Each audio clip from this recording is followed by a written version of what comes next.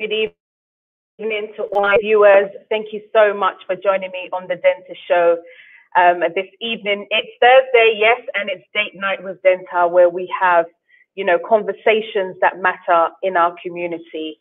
And today is no exception. We are talking about cassava, the importance of cassava as an industrial crop for national transformation.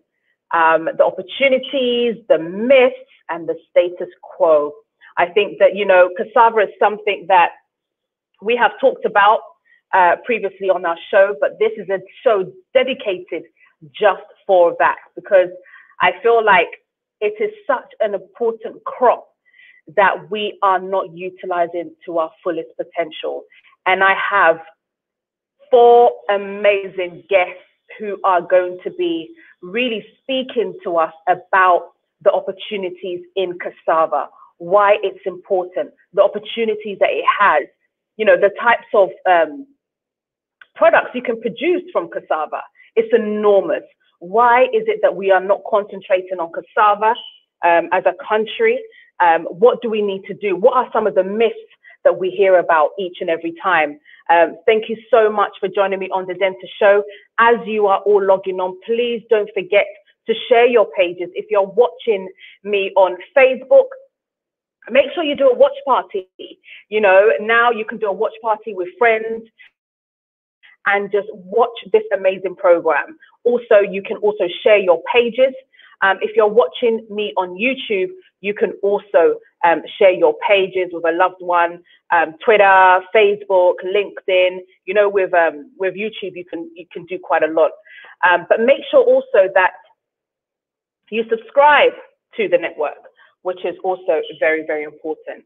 So keep watching, keep sharing. And I'm here. Hi, everybody. I'm so excited.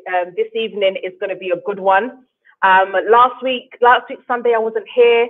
I had a little break, but we are back, and to make sure that we give you the conversations that you want to hear about. Now, let me go over to my comments page and see who is here. I've got Rochester, Andrew. Keep it coming, guys. Let me see where you are also watching us from this evening. I always want to know where you guys are watching us from. I want to say a big thank you to this amazing girl. Her name is Gloria Mills. She's a Ghanaian, and she has come out with this perfume range. This is her details.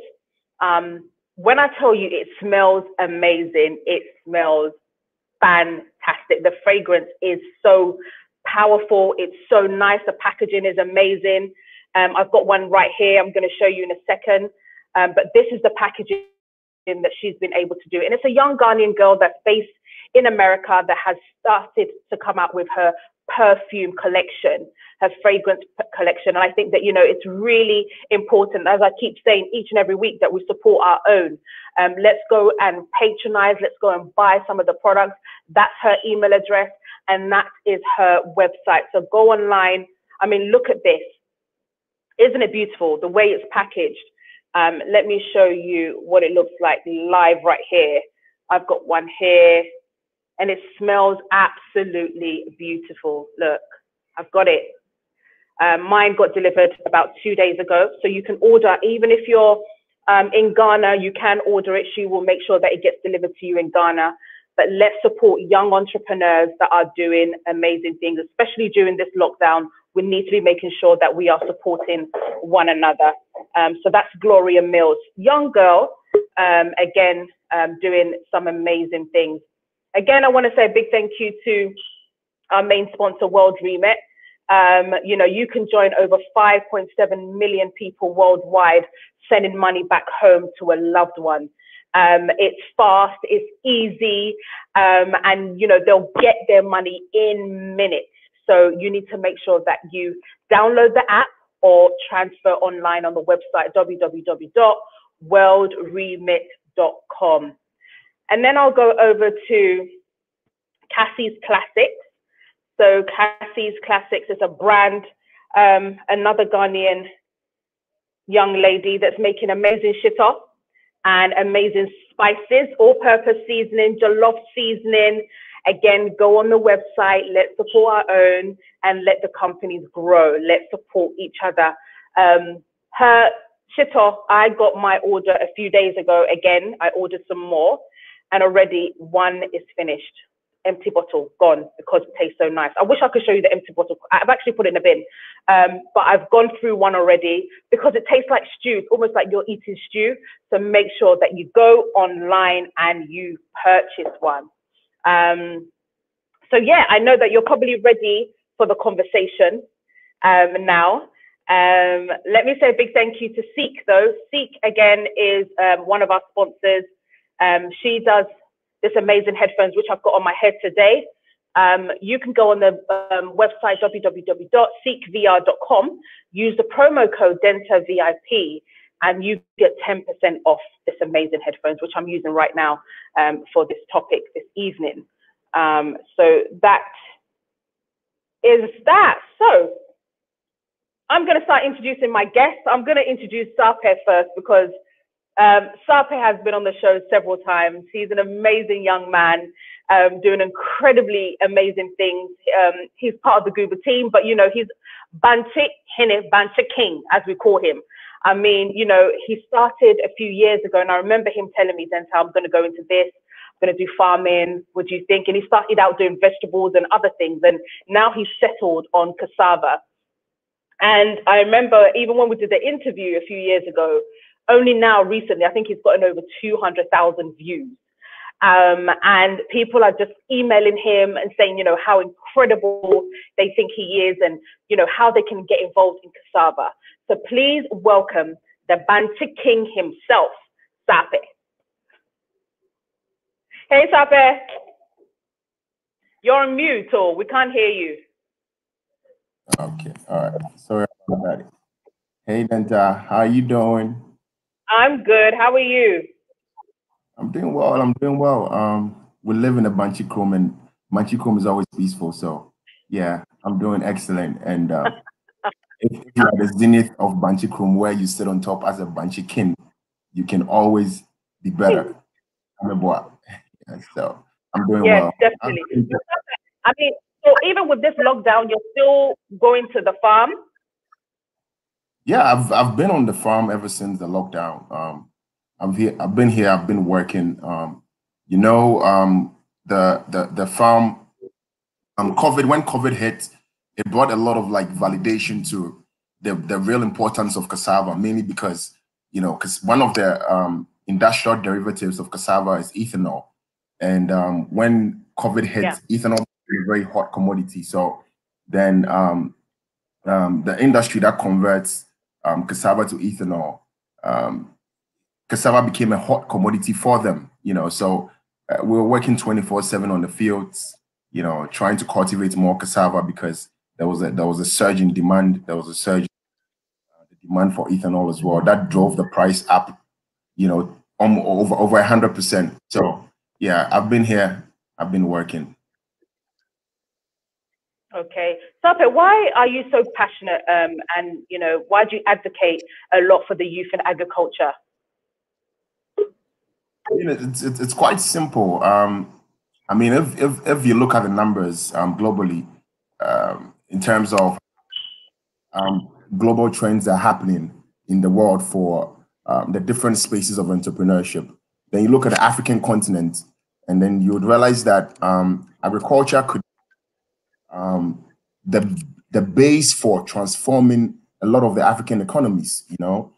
And you look at where globally the most quantum of arable land exists, and it exists on our continent, and you're asking yourself that, hey, why aren't our leaders being very deliberate about using agriculture as the real transformative tool within our different economies? And, you know, and the fact that we have a very young populace as well, why aren't we engaging these young people in different parts of the value chains so that we can make it profitable and it can, you know, increase the level of the standard of living for most of our rural folk at the same time, you know, creating a lot of wealth for our African economies, you know. So it's really quite simple. Agriculture is big. The different things that can trigger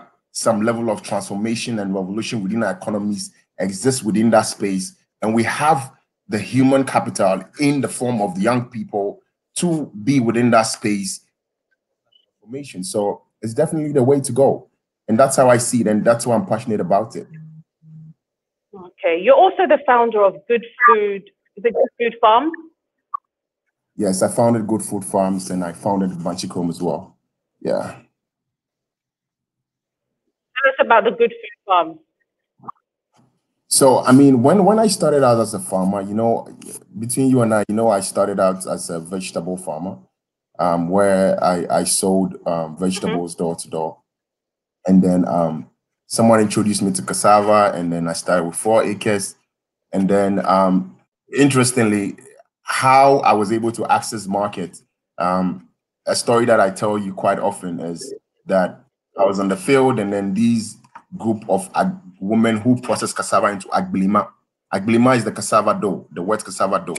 They came onto the field, they harvested, they processed, and cash and left. And I was wowed by the situation that, hey, with vegetables, that you had to be running around door to door trying to sell like organic vegetables. But these women came in and then they bought everything right there on the field and processed. And that really piqued my interest. And I delved more into the cassava space. And when I did, I realized the enormous potential of cassava, you know.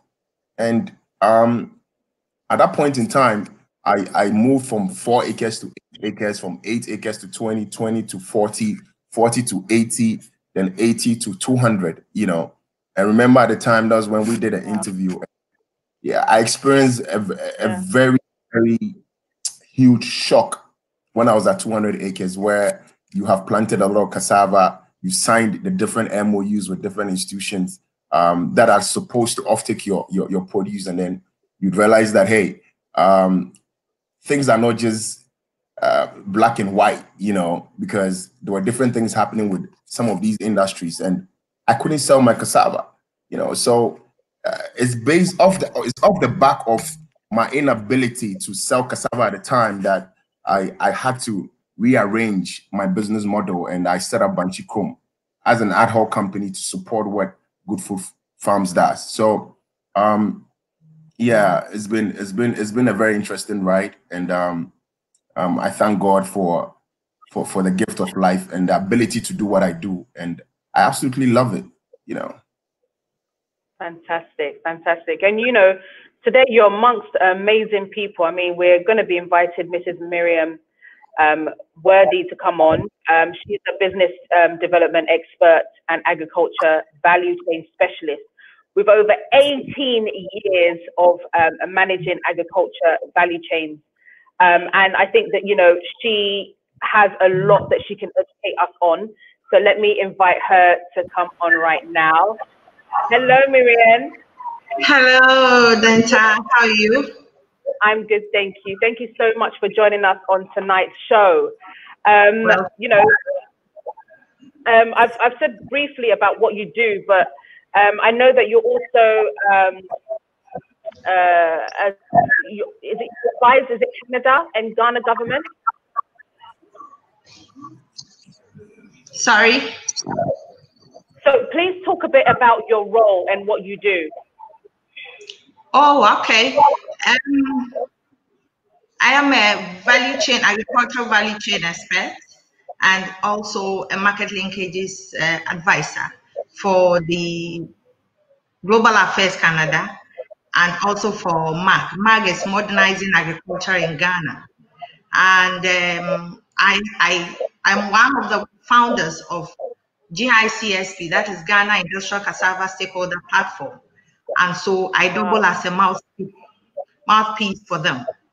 So that is what I do. And we realize that agriculture is key, but then the bottom line is markets.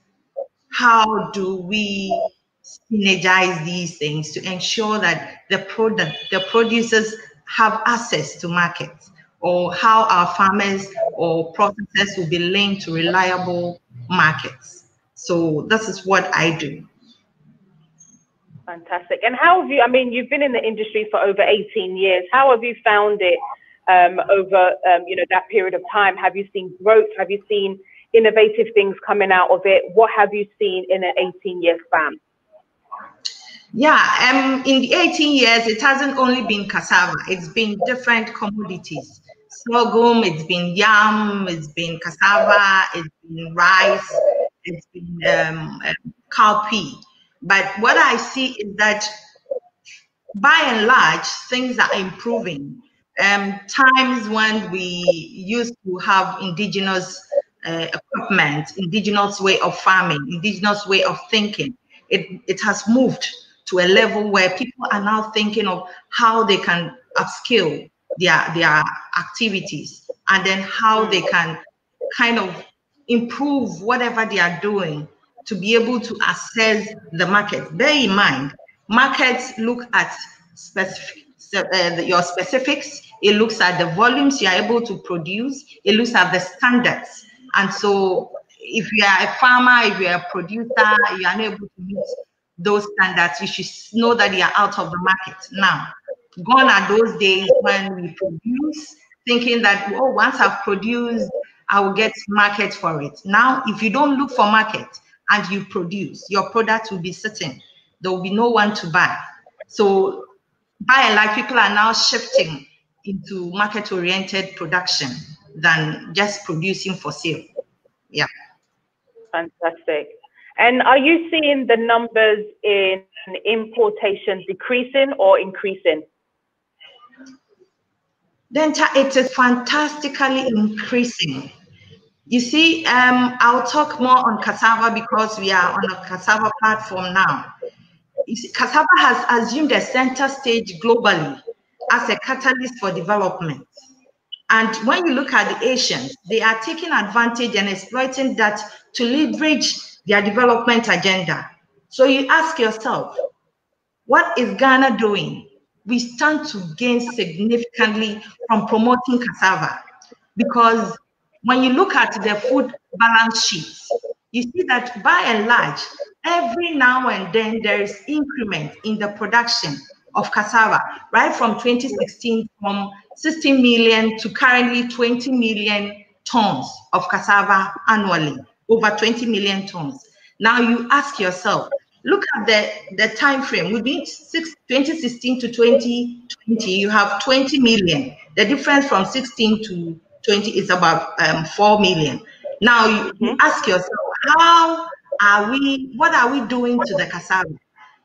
We see that we have surpluses, over 70% surpluses of cassava that people are not using. It's either on post-harvest losses or it is on the ground, or people don't have markets to it, so they are not using at all.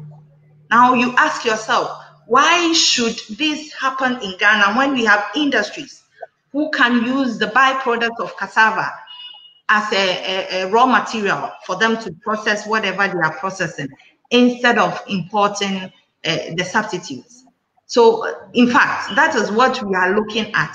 Currently, we have, if the potential for cassava is about 2.5 million tons annual, if they have the fresh cassava roots, and that can churn into products of our 26,500 metric tons of products. That is cassava derivatives in different forms. So you ask yourself, this whole thing can give you a value of almost $255 million. And that can turn Ghana around.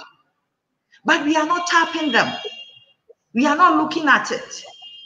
So it is high time that policymakers, governments, decision makers consider or turn their minds towards cassava and towards agriculture in general. So that is what I would say. Thank you so much. Thank you so much. We will definitely be coming, talking more about the conversation, but let me introduce the other guests as well. I'd like to introduce Benjamin Benstill, who has a PhD. He has been doing agriculture for the last 20 years. So he's beat you by 2 years, Mariam. 2 years he's beat you by. But you know, his expertise and experience is in cassava plantation, development, cassava processing, technology, and general agri-business practice. He is the CEO of Savannah. And please welcome Mr. Benjamin. How are you this evening? Thank you, DENTAA. I'm fine, thank you. And amongst all that, you're still doing consultancy for Ghana Export-Import Bank, right? Correct. So tell us a bit about, I mean, your journey into cassava and why you're so passionate about cassava. Thank you, DENTAA. My name is Benjamin Bento. You can call me Kwesi. I'm the founder, the CEO of Savannah Agro-Industrial Company Limited. I'm also the lead consultant of the company. And it's an agribusiness firm. My company is basically an agribusiness firm. I started this cassava agribusiness journey in 2006, actually. But before 2006, I happened to be in the cocoa industry. I used to work for the Ghana Cocoa Board. And my contribution to the cassava industry, yes, has been in four main areas. Like I said, I used to be in the cocoa industry. I used to work for Ghana Cocoa Board. But in 2006, I had opportunity of traveling to Brazil and worked with cassava farmers in the northeastern part of Brazil. This was a project by Embrapa and Odebrecht Brazil. And after working with these farmers for some time, I also happened to be working with processors in the northeastern part of Brazil. So when I came back to Ghana, I told myself, I see a lot of opportunities in this cassava agribusiness. Why don't I venture into it? So that actually led me into the cassava agribusiness. I also happened to have the opportunity of traveling extensively to Thailand. I would say that Thailand is the hub of this cassava industry. So after studying their system, after working with some of the farmers, after working with some of the processors, I took a decision. I said, I'm not going back to the cocoa industry. I'm sticking to cassava. And since then, I've been working with cassava. Actually, I don't know whether Mr. Chris Kwaki is online. I happen to be one of the architects of the Caltech project. Yes, we stuck together. We designed the plantation. We set it up, and today it is working by the grace of God. Actually, my area of operation has to do with land acquisition. I normally support investors in acquiring land for this cassava agribusiness. And what I do is that I support them in selection of suitable land for cultivation. You can't pick any land, you can't choose any land for cassava cultivation. And I believe that as a technical person, I support investors and interested farmers in that direction. I also assist them with the negotiations on the acquisition of this land. Because I receive investors, people contact me, and then I need to support them in these areas technically. I support them to do mapping and surveying of this land. That is, fortunately and unfortunately, I happen to be at the private sector, the technical expert in this area. Of course, at MOFA and at the research, we have some professionals there. But at the private sector, where some of these investors sometimes feel more comfortable in dealing with, I happen to be the person that people tend to contact, and I support them in this direction. I support them in doing soil testing and analysis, and I do this in collaboration with the Soil Research Institute. I don't know what I'm deviating, but you asked me a question that what actually motivated me. Yeah. I got motivated as a result of the visit that I made around the world, places that I visited, and I saw the potential in this agribusiness. That is actually what motivated me. And since then, I've been working on this project. Maybe later time talk about the details of what I do. Thank you. Oh, absolutely. We will. We'll definitely be delving into that much more. And I think I do have Chris backstage, but he's got two and four. Let me see which one. Hello, Chris.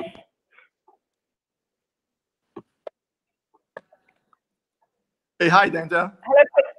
Hi, how are you? I'm good. How are you doing? I'm great, thank you. Good to see you. Thank you so much for joining me on the show. Especially, you know, Chris Kwashi is the chairman for the Ghana Industrial Cassava Stakeholders Platform. And you know, so can you hear me? I can hear you now. Okay. Chris, you've been doing cassava since 2005. Can you tell us a bit about, you know, what you do as the chairperson for the Ghana Industrial Cassava Stakeholders?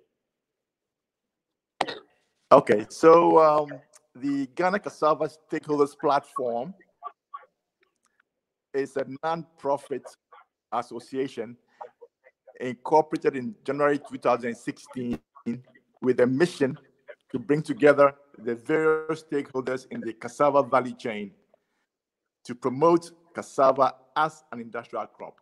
So our mission is basically to promote cassava as an industrial crop along the value chain, which will consist of the growers, the processors, the end users, researchers, policymakers, fabricators of equipment, those into logistics, transportation, and input suppliers.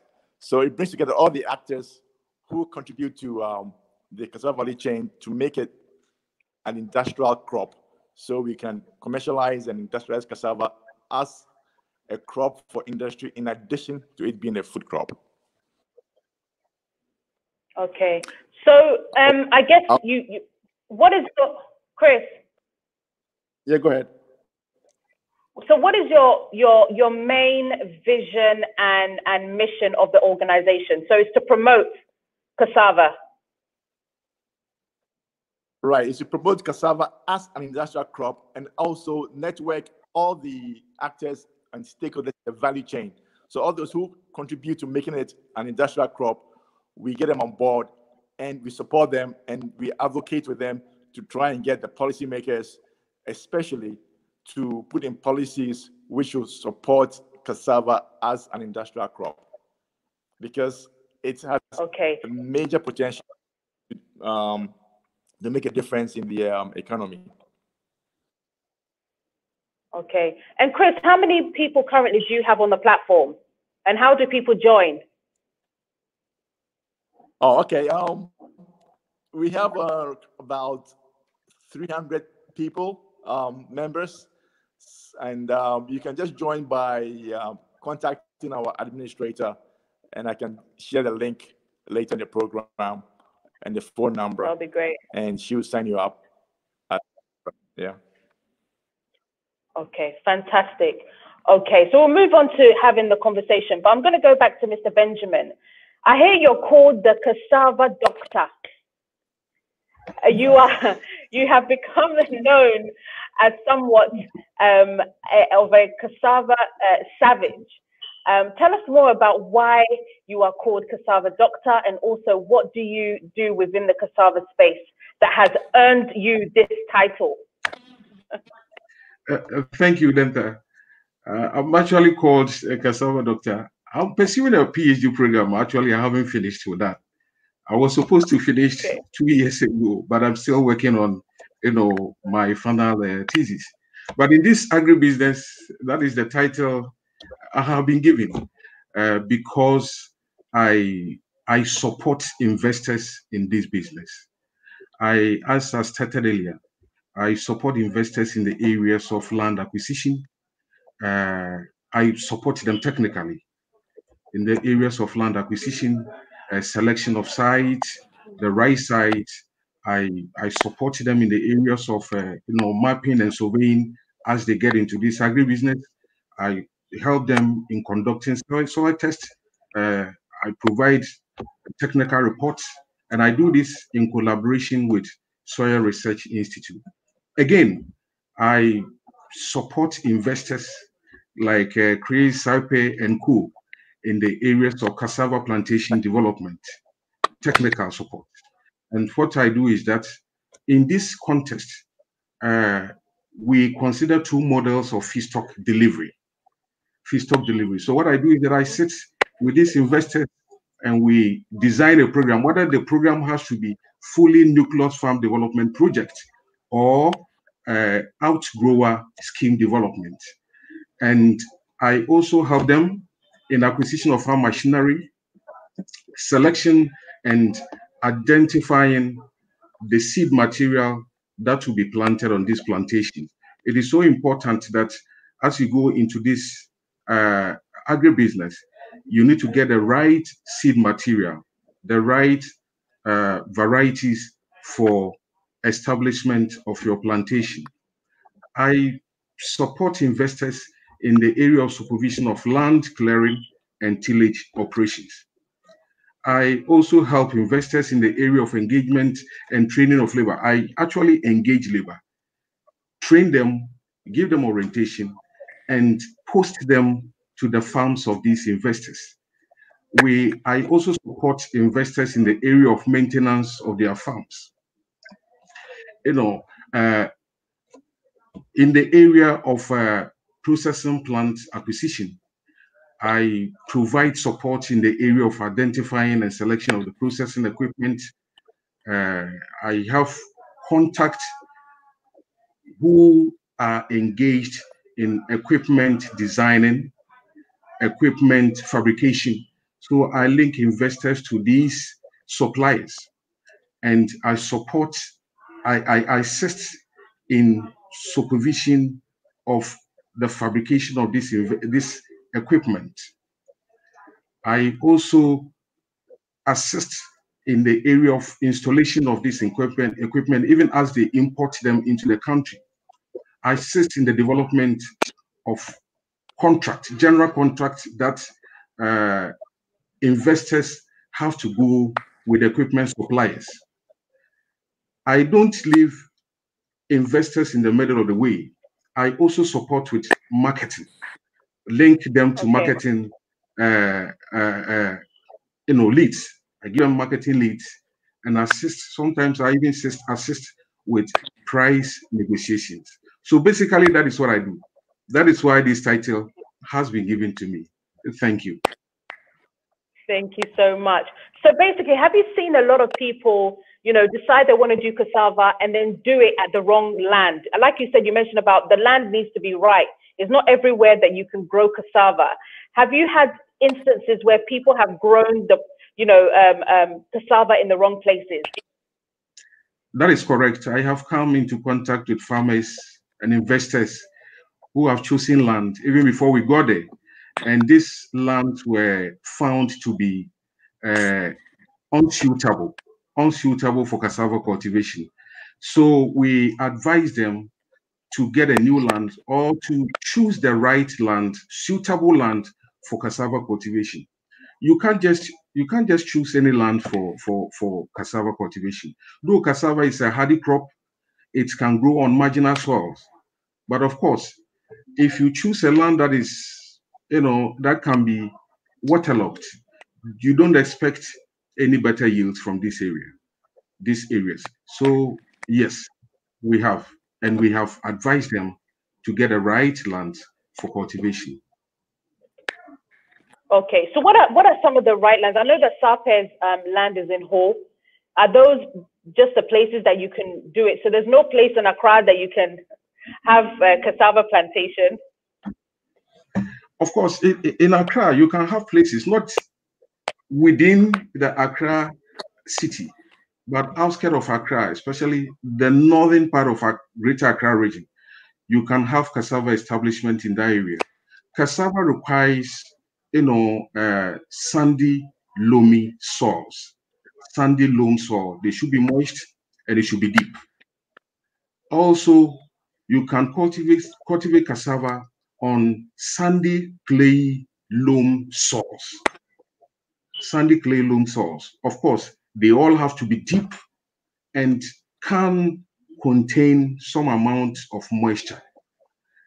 You can do the cassava belt within the country falls beyond a little over Greater Accra to the southernmost part of the former northern regions. That is the cassava belt. Thank you. Okay, thank you so much. I'll go over to Sape. I mean, Sape, we've spoken about, why cassava, and I'm sure for a lot of young people who are watching, please break it down to us. Why cassava? And, why do you think, what are the challenges that are facing investors who are trying to come into this space? What do you think are some of the measures that we can put in this space to make it more attractive?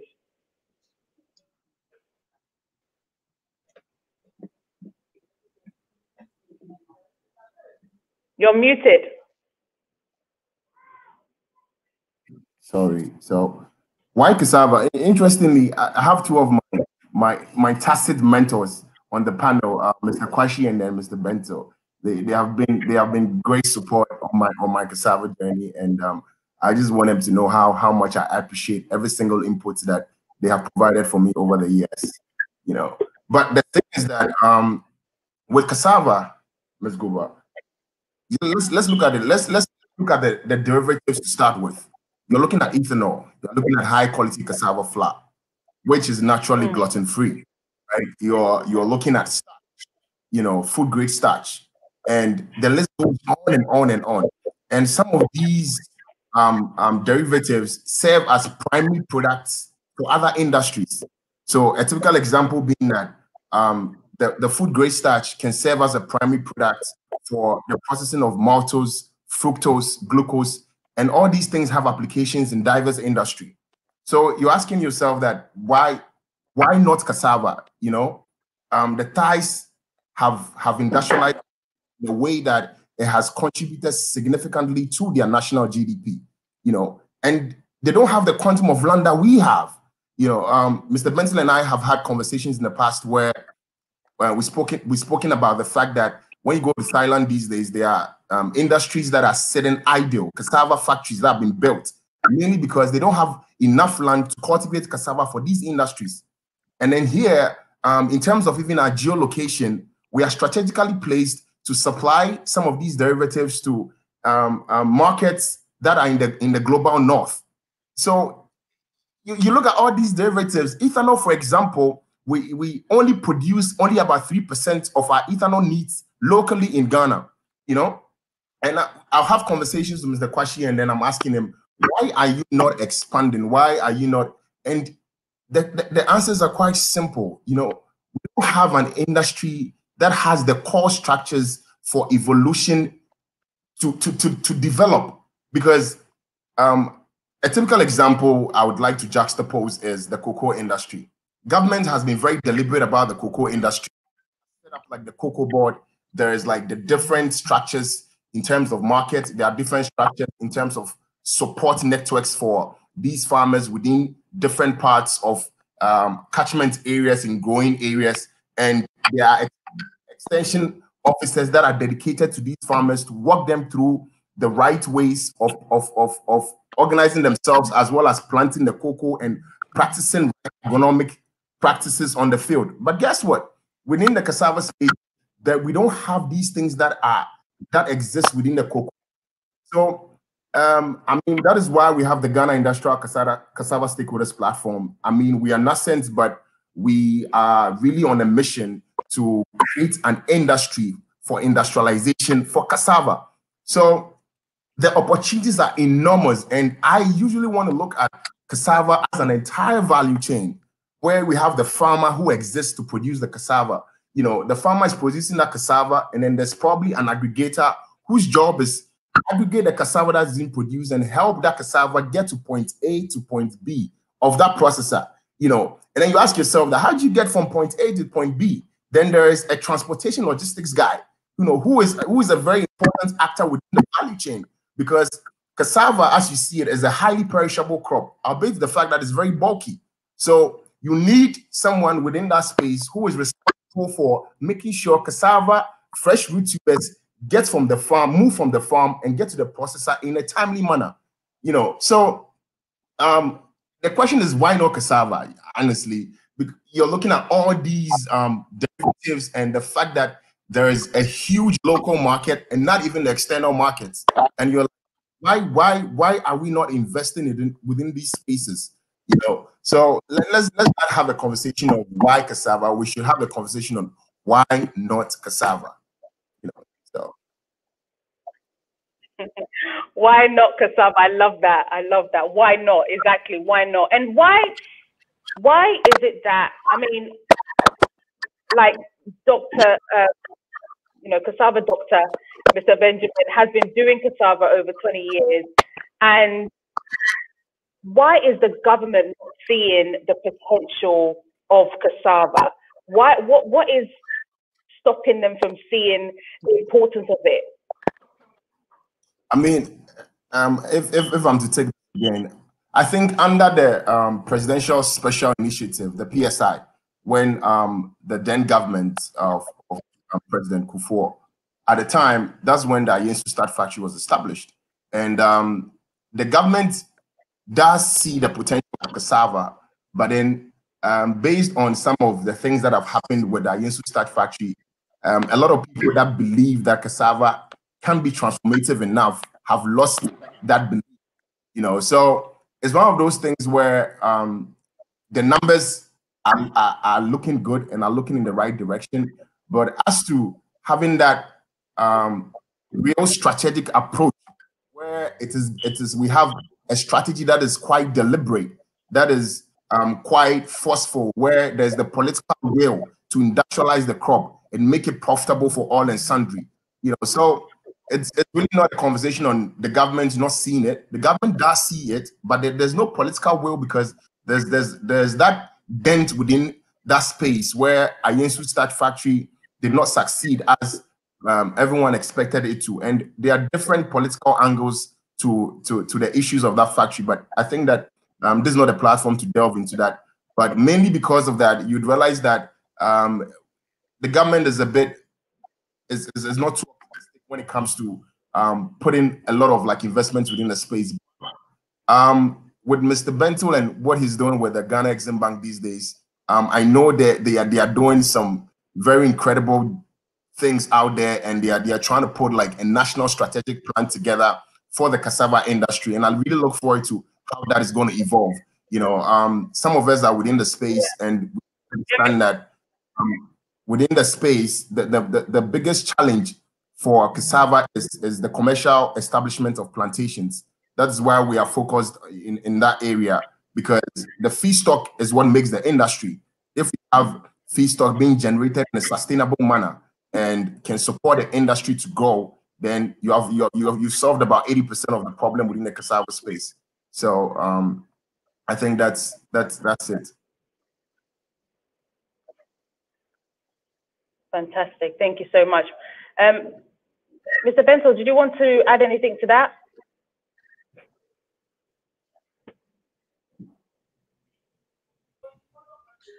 What I would say is that I think that there has been some investment in the area. For instance, Sapi talked about the Ghana Exim Bank, you know, providing funding, having invested in this cassava production space.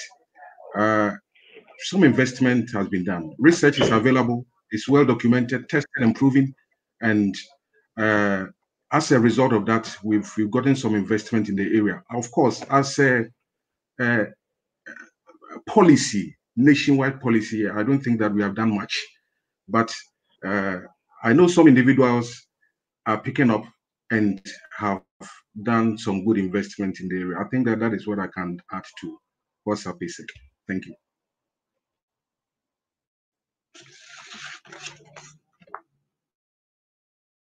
Very much. I'll go to Miriam. Miriam, you wear, you know, different coats when it comes to the cassava ecosystem. To put things into context, you have been the core team member of different projects aimed at, you know, the cassava industry, i.e. cassava adding value chain for Africa, the Gratitude Project, Cassava G Market, to name a few. Can you tell us a bit about, you know, your role and how you have played in these things? Yeah, with the cassava value chain that I've run, or the different projects on cassava, it's more or less how we can drive cassava right from the farm onto the table. So it is from farmers to aggregators to processors and to end markets. Now, what I would say is that I do work with farmers to ensure they get the right yields, and we work with them as farmer groups, and normally work with the women groups as well, because we know that when it comes to cassava, majority of the labor force are women. And so then we look at how we can move cassava from the farm onto the processing unit. It is worthy to note that when it comes to cassava, you look at the chain, those at the market end have been sensitized so much so that they have demand for the products of cassava, the derivatives. And then when you look at the farmer side, the yields have increased such that we have surpluses. Now, in between that, we need processors who would process to the required standard or what the market needs. That is the issue. That is when we want to invite investors to come in. Now, you look at I'm just picking 3 commodities. I'm looking at cassava for high quality cassava flour. We have a potential demand of about 100,000 tons in a year. And these cassava, high quality cassava flour, we call it HQCF. It does a lot. It's a composite flour. It does a lot for the industries as a primary raw material for them to produce either bakery stuff, and then to produce starch, to produce bakery stuff, to produce format composite for pastries, and then also for food thickness, and also for adhesive for food binders. And so you look at ethanol. Ethanol, currently we have almost importation of about 86 million liters in Ghana. But currently we have only one company producing, and that company produces less than 10 million liters.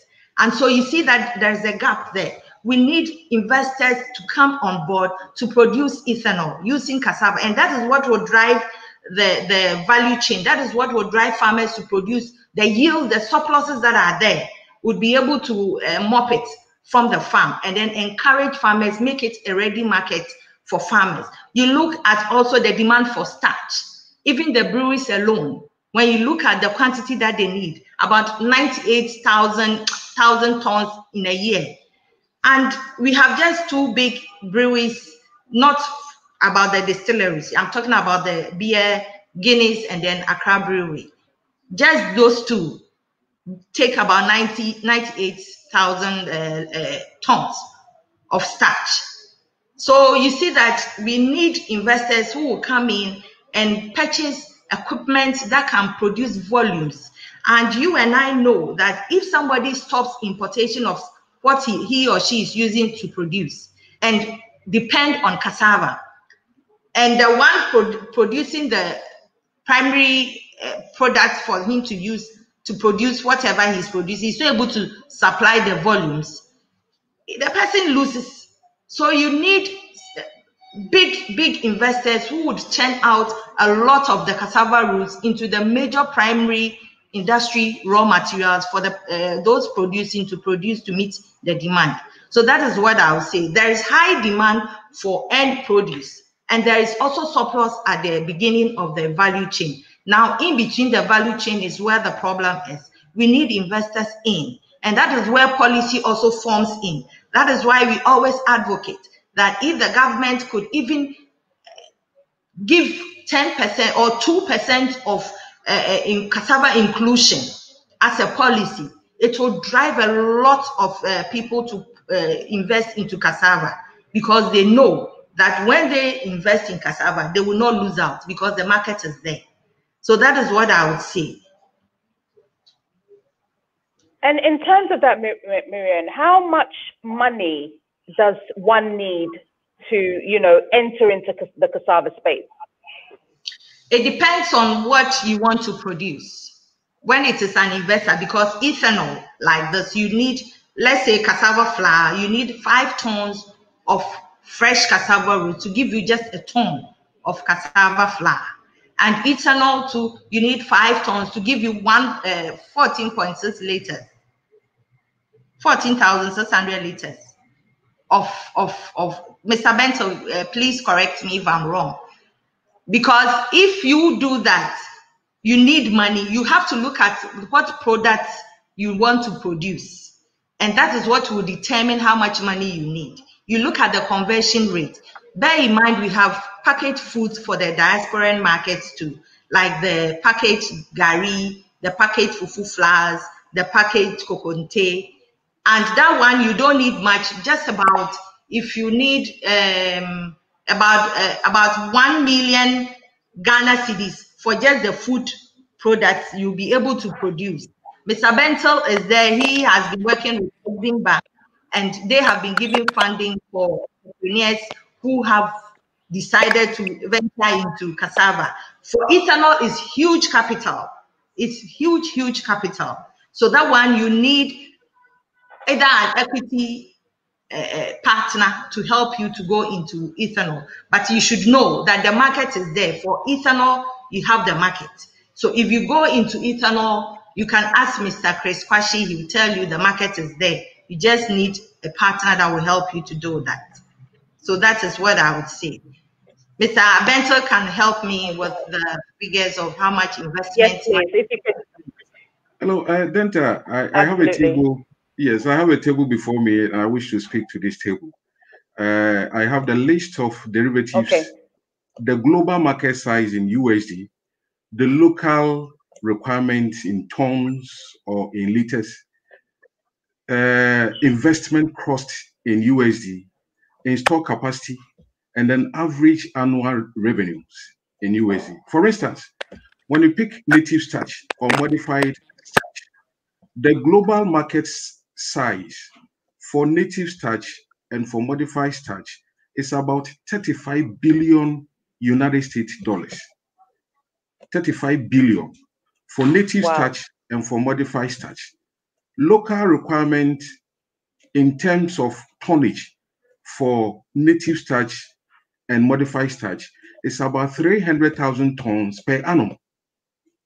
Investment cost, for instance, if you invest about $7.5 million to install a native starch with a capacity of 30,000 tons, you can make an annual average revenue of about $15 million annually. Revenues of about $15 million. Yes. When you pick bioplastics, the Asians have taken this industry to a very high level. China is doing it, Thailand is doing it, Indonesia is doing it, and we are supporting an entity in Portugal to set up a biodegradable bioplastic industry using cassava as a feedstock. The starch bioplastic market is estimated around $12.67 billion. Local requirements, I don't have that figure for it because I'm not sure we are talking about biodegradable bioplastics now. And if you invest about $6 million to install a capacity of 3,000 tons, you can be making $7 million per annum. When it comes to the sweetness are high maltose syrup and then glucose syrup. Global market size is about $8 billion. Local requirement is about 120,000 tons per annum. If you invest about 9 million to install a capacity of 18,000 metric tons, you can be making about $11.7 million. Extra neutral alcohol, Marian has talked about that. But the global market demand is about 75 billion. And local requirement is about 100 million liters. If you invest about 7 million to install 3 million liters. So when you talk about millions, you can be making about sorry, Benjamin, are you talking about dollars or pounds or Ghana? Which? I'm talking about dollars. I'm talking about dollars. I'm talking about US dollars. Okay. The global market size. Yeah. Okay. Yes. So if you invest in the extra neutral alcohol like Caltech is doing, the global market size is about $75 billion. And local requirement is about 100 million liters. If you invest $7 million to install a capacity of about 3 million liters, you can be making annual revenues of about $4.5 million. HQCF, the global market size is about 6 billion. Local requirement is about 120,000 tons. If you invest $1 million to install a capacity of 6,000 tons, you can be making $2.7 million per annum. Just our normal Gary. Yes, our normal Gary. If you invest 2 million, global market size is about $2 billion. Gary, our normal Gary. Global market size is about $2 billion. Local requirement is about 245,000 tons per annum. If you invest about $900,000 to install a capacity of 6,000 metric tons, you can be making annually about $3.3 million. Wow. Cassava chips, yes, cassava chips is there, multidextrin is there. So the potential in this agreement is huge. So huge. Wow. So, Doc, I mean, the figures you're mentioning, I mean, and the return on investment is huge. But for some of us young people who maybe have $100,000 or $50,000 to start, how do we get into that? I mean, not all of us is going to have the 1 million ready, but some of us is going to have the 50,000 pounds, or, you know, for people from the diaspora. How do we also enter that space with this amount? There's something that I call training and specialization for the actors in the value chain. I think that if you have $100,000, for me, I don't think that you have to rush into going into processing. You can specialize in feedstock action and delivery. For instance, you get a land that is about 50 within the 50 kilometers radius of a processing unit. For instance, Caltech, you get a land, you can get a land of maybe about 50 acres.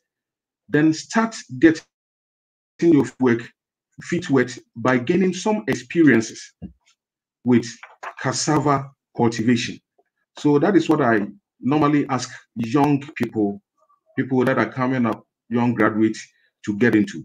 Don't try to go into, you know, a big scale production program, but try to just go into production of the feedstock and supply to a processor. In that case, you can be making some profit and also gaining some experience, so that in future you can also venture into a larger scale of operations. Thank you. Thank you, Doc. So with that much investment, how much is the return on investment for those, you know, $100,000?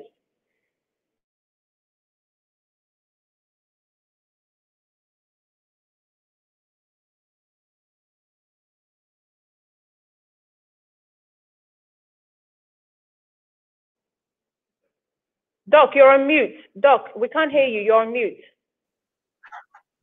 Sorry. Thank you. One thing is that most people want to get into agribusiness, and the first year, second year, they want to be making sure that they have, recoup all their investments. In the agribusiness sector, it doesn't work like that. Because in the first year, you tend to incur a lot of operational costs. For instance, you are clearing the land, and land clearing alone is a huge cost. Land clearing is a huge cost. So, for me, like how much? Oh, sorry, we want to know the details. So land, like how much is that? Clearing the land, how much is that costing? It will cost you, depending on the vegetation in which you are operating within. It will cost you between $500 Ghana cedis, $500 to $800 to clear 1 hectare of land, especially in the forest, in the transitional zones. In the forest belt, it's going to cost you more. It will cost you probably around $1,000 to clear 1 hectare. And for operational expenses, for instance, for cultivating 1 hectare of land, it's going to cost you about $500 as your operational expenses. For land clearing, because it's a capital investment, it's a one-time cost. But what most people want to see is that even this capital investment, they wish they would have, recoup everything after the end of the first year operation on the land or second year operation. No, it doesn't, like I said, it doesn't work like that.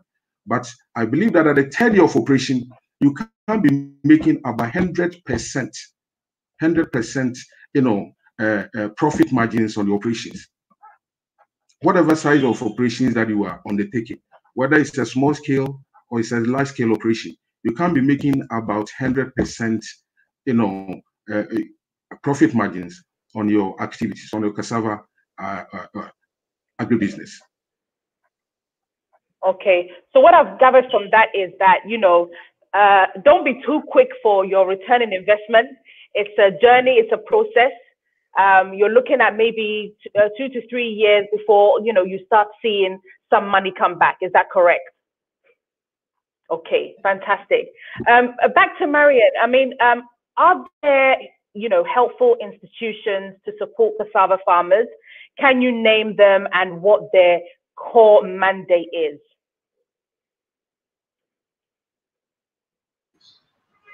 You're talking about institutions who are into cassava farming? Yes, please.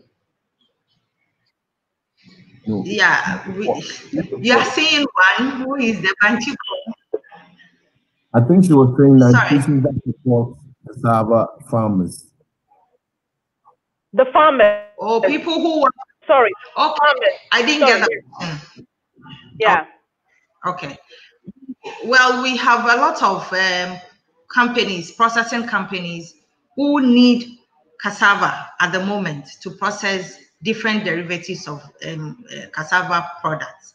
And we have one called Oxy Industries, located in the central region, who recently was looking for cassava. But one thing I should tell you is that if the radius within which you can supply the fresh cassava is far, you tend to lose. So it should be within 50 kilometers radius. So we have one in central region, Oxy Industries. We have Coastal Groves also in central region. We have Amia Industries in the Brongahafo region. We have St. Bassa also in the Brongahafo.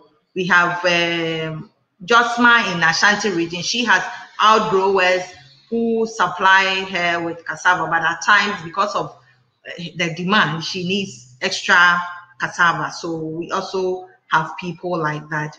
We have, Elsa Foods in Tema that also needs cassava to process. We have a lot of them. When you go to Eastern region, we have, even in Ashanti, we have Premium Foods that we've managed to help to get some funding to help build a lot of outgrowers to supply him with the raw material, because you know raw material is very, very key when it comes to processing. And if they don't have access to raw materials, then they have access to nothing. And so cassava is about 70% water. And so carrying cassava from a long distance to supply to a processor, you would rather incur losses than margins. So that what we do is to help people build clusters of outgrowers around the factories so that they can form a kind of a scheme, outgrower scheme for those who are processing cassava. So that's what we basically do for them. And apart from that, we have a Spring Valley Farms also in the eastern region. He, I think, secured some funding from Exim Bank where Mr. Bentel is, and he's doing fantastic. And so we are trying to help them also to get outgrowers, to support them in the raw material access. So, I mean, if people want to invest in cassava, you have to first look at where you can get raw materials. That is one. If you want to do farming, look at where you have processors, those who will buy your cassava.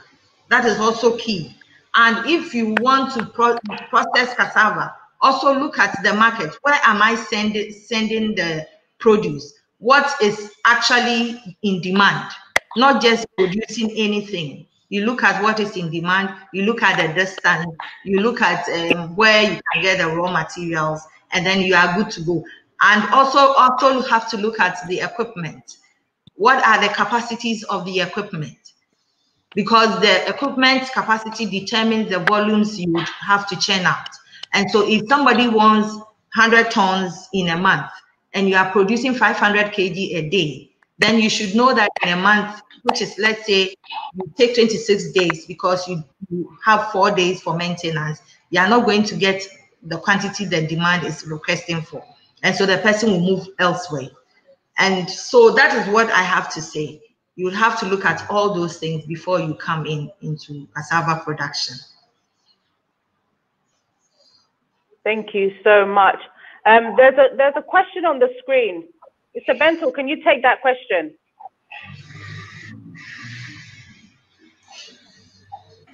Interesting. He says, I think from Amponsa Augustine, he says that I have 20 acres of land in Kowu where I want to go into cassava cultivation. Please, any financial help? I think that what he can do is that in the Kowu area, we have in the Afram Plains area, which is closer to where he is located, we are supporting a business person to go into cassava processing. He's setting up 3 factories in the area.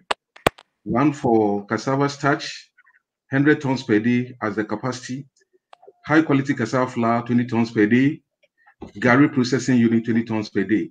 He's also doing a nucleus farm. He's doing about 16,000 acres of nucleus farm. We are supporting this entity to go into aggrower, scheme development. So what I would advise is that this person should contact Twin Rock, located around the Plains area. We'll get in touch with you and then try to support you technically to go into cultivating your 20 acres of cassava farm. We can supply you with all the planting materials, improved varieties to go into cassava. Some equity yourself. You need to, be able to clear your farm, and the rest you leave it with us. We are going to support you in cultivating that. Thank you. Fantastic. Thank you so much. Before we go into the questions, Chrissy, I want to get back to Chris. We keep on losing Chris, and I have so much questions for Chris. Oh no, he's gone again. I think his internet is playing up, and I was just going to ask him a question about the ethanol, but we will get back to him. Okay, please put back Rita Kwesi's question for the panel, please. Can you bring back the last question, Chrissy? On the investment? Okay. Marian, can you take this question? Yeah, the biggest gap I mentioned is the processing. how to process to meet the demand. And so if you have money, if you have funding, if you have a support, and you know that there is this demand and there is this supply of raw materials, think through which of the products do you want to process? Which of them do you think you can get the margin you want? And so the gap is between investment. Can you name a few of the processing? Marian, can you name a few of the processing? Which ones? I think they want to know, particularly which ones. You can decide to do food, the food, as in processing of fufu flour. You can decide to do banku flour. You can decide to do packaged gari for exports. You can do kokonte, which is also African food for exports. Or you can decide to do basically HQCF, high quality cassava flour, which is a composite flour for the bakery industry. If you have huge money, you can decide to go into starch production or ethanol. And you should also know that we have industrial grade cassava starch. Sorry, when you say huge money, how much? I just want to break it down for people so they get an idea. Yeah, just as Mr. Bentel mentioned, it's in the range of about $7 million upwards. And even that, it depends on the capacity, because a lower capacity means a lower amount, a higher capacity means a higher amount. So the $7 million was a minimum for something like a starch and ethanol. But for processing food grades like banku, gari, package one, if your capacity is just about a ton a day, you are looking about 1 million Ghana cedis, or maximum 150 Ghana cedis. You will be able to process a ton a day to be able to produce such foods. So if you have a market that you can supply a ton a day, or probably a ton per 2 days. For a young entrepreneur, you can go into that. But when you talk about ethanol and starch, you are going into huge investments. Even with HQCF, getting the flash dryer alone is expensive, almost $50,000. So, and that one does about 5 tons a day capacity maximum, unless you have a special one from Thailand or China that can do, and that one does about 100 tons in a day, and that is scaling up so much. And that one you might not get the market for it unless you move out of Ghana. So I am looking at young entrepreneurs, let's say in Ghana, who wants to go into cassava, or the youth who wants to go into cassava. Just as Bentel said, you either go into farming, and farming in small acreages and then upskill, or you go into food packaging and then learn on the lessons as you go up, and then you move upskill into a bigger product, or you leverage or have an equity with someone who has that vision, and then together you come, and then we help you to access whatever land or whatever planting material you need from Mr. Benton. So for me, with especially the MAG project, it's the same thing with the planting for food and jobs. Cassava is key, because I think the government notices that cassava is one of the things that can drive industrialization in Ghana. And so for MAG, as in modernizing agriculture in Ghana, they are looking at transforming it, using equipment, mechanization, to upscale cassava production or upscale whatever agricultural commodity it is, so that you will be able to meet the demand, and also give farmers ready markets and help them increase productivity as well. So that is what I would say. If you have someone who is outside and want to help, like a bank or a funding house, to help you set up, you can have an agreement with them looking at the rates, interest rates on it. If they agree, you look at your business plan, you develop your plan, they do a feasibility, and they see that, yes, this is viable, and they want to come in, it is good to go. We have a company recently that came on board called Alluvia Agriculture. I think they go into doing all the mechanization for all investors, and then through that they would deduct as and when they will work with you as one person. They'll work with you to start from beginning to the end, and then they end up getting you market outside Ghana. They contacted me some time ago, and they are also there. So there are people around. It's not only them. There are a lot of Root Capital was also one of them. There are a lot of other funding houses who want to have equity because they realize that there is a little risk in farming. So most of the commercial funding houses would not want to invest into farming. But those who want to have equity, it's easy because they are part and parcel of whatever is going on. So that is what I would say. Thank you so much for that insight. DENTAA, can I please add a little more to what Maya said in terms of? Yes. It depends on the angle. Depends on the angle you're coming from. From where I sit, I also think that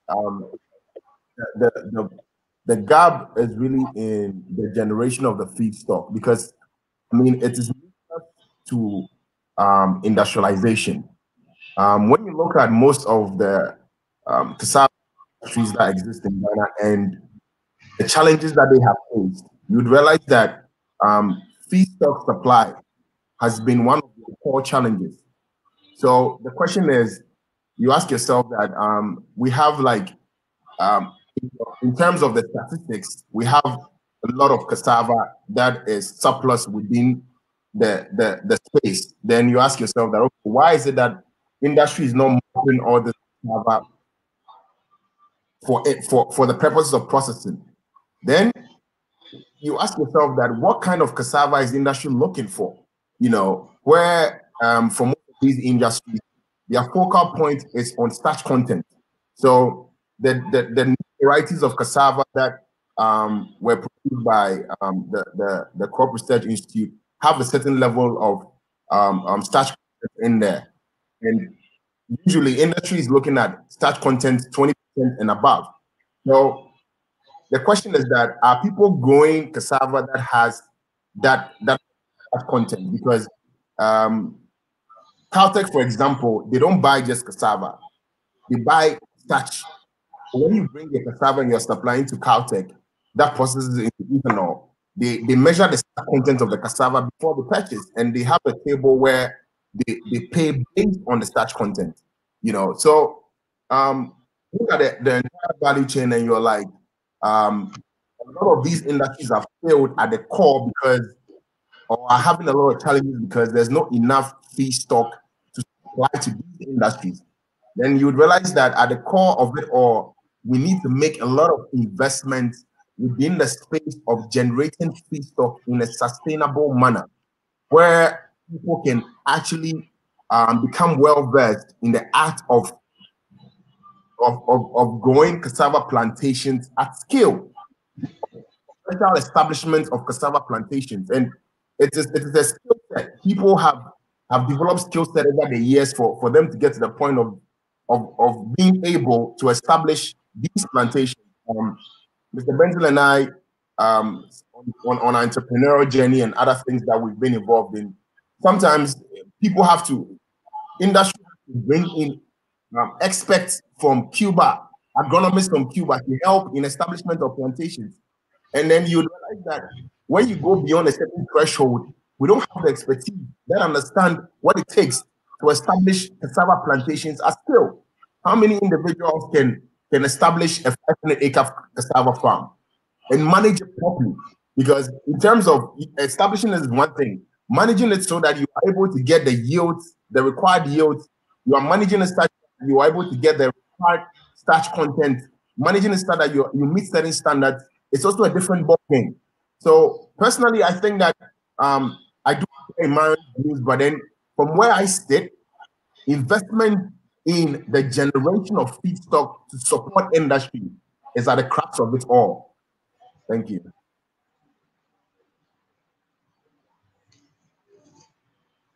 Very, very passionate as always, Sape. Thank you so much for your input. There's been some questions. I think now, we can take a few questions if we have some. Chrissy, if you can put some of the questions up on the screen, that would be fantastic, so that we can crack on with some of the, things that people want to hear about. And live, appreciate you. Three speakers at the moment, full insight in cassava. Let me see. Somebody says, I saw a message here.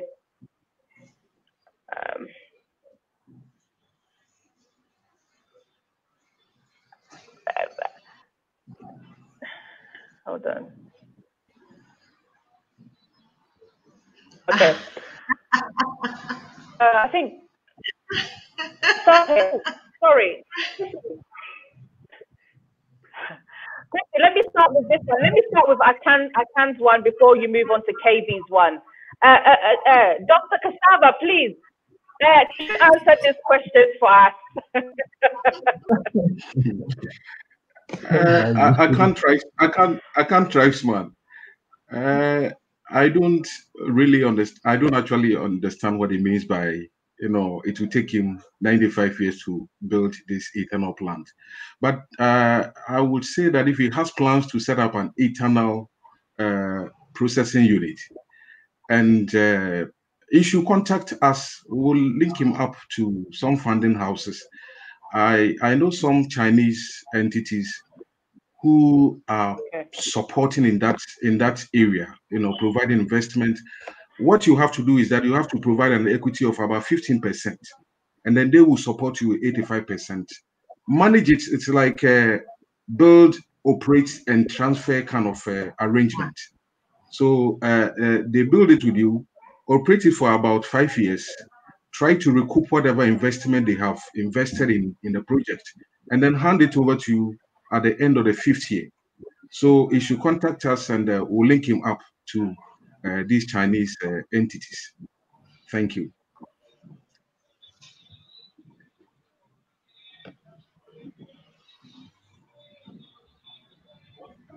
Thank you so much. Thank you.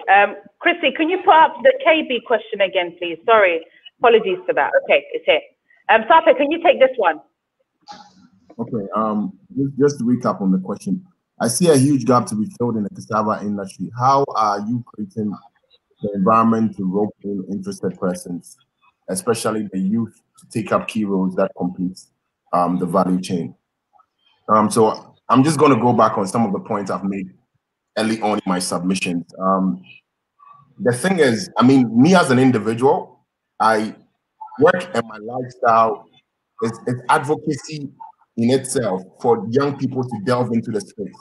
I call myself the Banchi Hene, and it's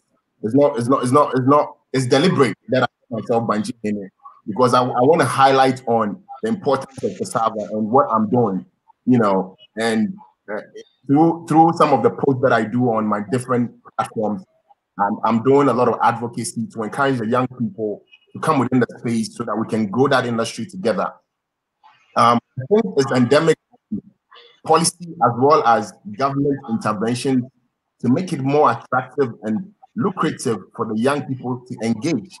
You see, it's interesting that, let me share my example with you, where when I started out as a cassava farmer, the point where my lowest point was when I had so much cassava in the ground, and the industry I was supposed to supply to were giving me stories and saying that the equipment had issues, and they had like different variants of issues that had to do with sabotage and other things. And I had a lot in the ground, and I was looking for a market. Honestly, I would have quit by now if I didn't have the that I have. I would have, because there was a lot of investments that had gone into it, and then you are around from processor to processor, small scale processors, who will probably buy 1 metric ton after every month, and you are trying to sell your cassava, you know. But guess what? I mean, through mentorship of people like Mr. Bento as well as Mr. Kwashi, I'm still within the space, I'm still within the industry, and I'm trying to do the best. But assuming that a different individual who did not have the right network quit. So a lot of hand-holding is needed within this space. And hand-holding comes in different forms. You set up like a deliberate project geared towards supporting young people within the cassava sector, backed by policy. Policy means things like what Marian said, adding a certain percentage of cassava inclusion in flour, for example, where HQCF, you do an inclusion of say 2%. That 2% translates into a lot of cassava being grown by farmers to support industry through processing. You know, you've created a whole market where the young people can now come within the space, provide them with the finance, support them with the mechanization, and then guess what? They'll do the rest by themselves. You know, you literally have to hold their hands and then allow them to thrive within the space. But if you decide that there's no real industry, there's opportunity, so young people just go in there. And some of us in the space, we have been trying to build businesses alongside building structures so we can survive in the confines of these structures. And that is recipe for people to quit. You know, I know a lot of people who have come to the agricultural space, not necessarily cassava, and have delved within the space, saved money that they've worked for like 6-7 years of their lives, saved money, delved into the space, and they have burned out within a year or two, and then have gone back to whether the banking sector or wherever it is. They came with a lot of passion, a lot of fire. I want to make a difference, but they've gone back because there's no real hand-holding. You know, mentorship is key. You know, policy is key. Making sure that these young people access the right level of finance is key. You know, the kind of finance that is tailored to support the young person to thrive. You know, moratorium on these finance that they provide for you.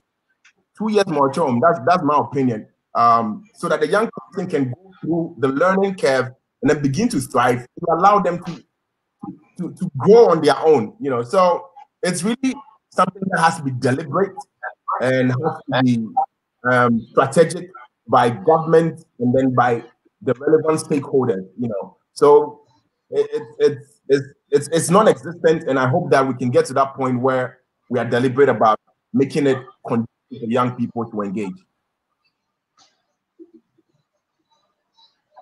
Yeah, let me say something. Thank you, Sape. Thank you. I think the next question goes, okay, go ahead.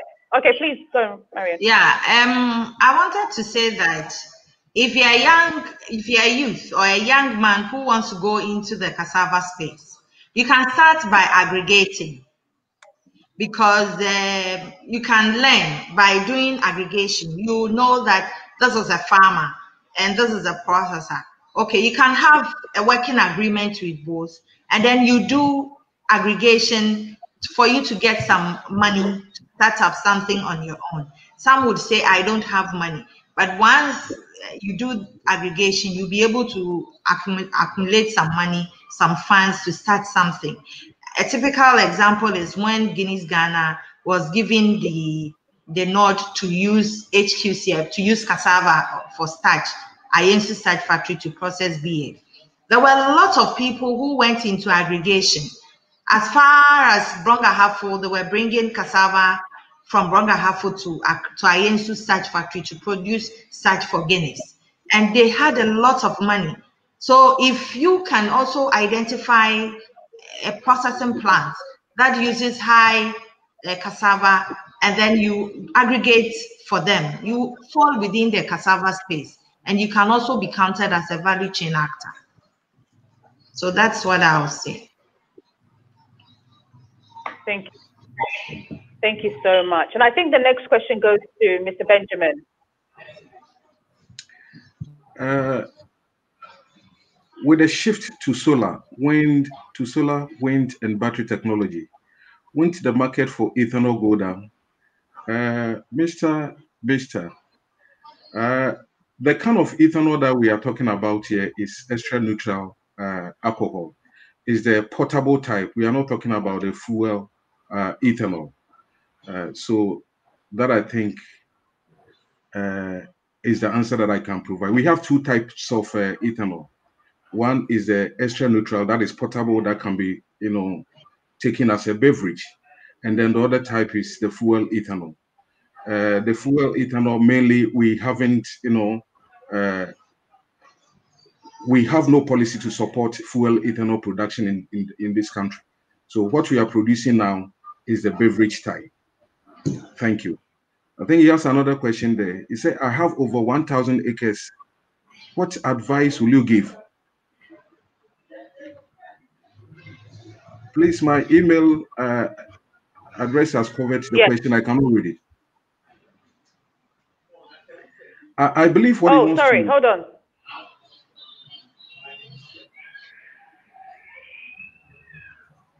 Where is that question? I think, let me find it. I don't know whether. Okay. He said, I have over 1,000 acres. What advice will you give if I wanted to use that for cassava, and what is the profit margin for such a farm? What I would say is that, for instance, somebody like this, I need to know where his farm is sited. The 1,000 acre is sited. If he's sited close to a processing unit, then I will advise him to produce feedstock and supply to the processor. I think that is the best advice that I can give such a person. We can also, give him some training, give him some capacity so that he can be very effective in his cassava production activities. That is the kind of advice that I'll give to such a person. In terms of the question has disappeared. I cannot see that. Okay. Can you take the next question? Is there any plan to put up processing mini factories? Are cassava growing areas? The KK Boudouin. Yes, that's what I'm reading. Growing areas where it is not possible to set up a factory to absorb the produce from these farming communities. Is there any plan to put up? Actually, like Sape said, I happen to be the lead consultant for Cassava Enterprise Project for Ghana Exim. We are drawing up, we have already begun working with 12 beneficiaries, 12 selected entities that we are providing, technical backstopping to go into cassava production. And that is for the first phase of the project. In the second phase of the project, which is supposed to be commenced around September this year, we are trying to, develop a comprehensive plan for this cassava agribusiness. In that case, then we'll be considering even smaller unit operators, like somebody who has 20 acres, somebody who has 50 acres, somebody who has 1,000 acres. And what we intend to do is that we want to support all these smaller units so that they can produce their cassava and deliver the feedstock to the larger processing unit. Because of this intention that we have set up a seed multiplication program where we have supported 2 entities in this cassava agribusiness to produce 10,000 acres of improved cassava planting materials. We have begun supplying these planting materials to interested parties who are going into cassava production. And on top of that, our intention is that when we begin with the second phase, all these small entities that, for instance, have registered on this program or who may be coming on board, we would try and support them to go into cassava production. Our intention is that Marian talked about Ghana's production currently is around 20 million metric tons. Yeah. Actually, about 80% of these stocks on the ground are not of the improved varieties. They are local land raised varieties. And Sapi talked about the fact that now we don't just buy cassava roots, we buy starch. So our intention is to make sure that we promote extensively cultivation of improved varieties which have a high starch content so that we can support industry, because we cannot support industry with the land raised local varieties, which occupy about 80% of the feedstock that is sitting in the soil now. So the plan is to support these smaller units, support them in giving them improved varieties, in giving them extension services, technology to cultivate and supply in high starch varieties, high starch feedstock to the processing unit. Thank you.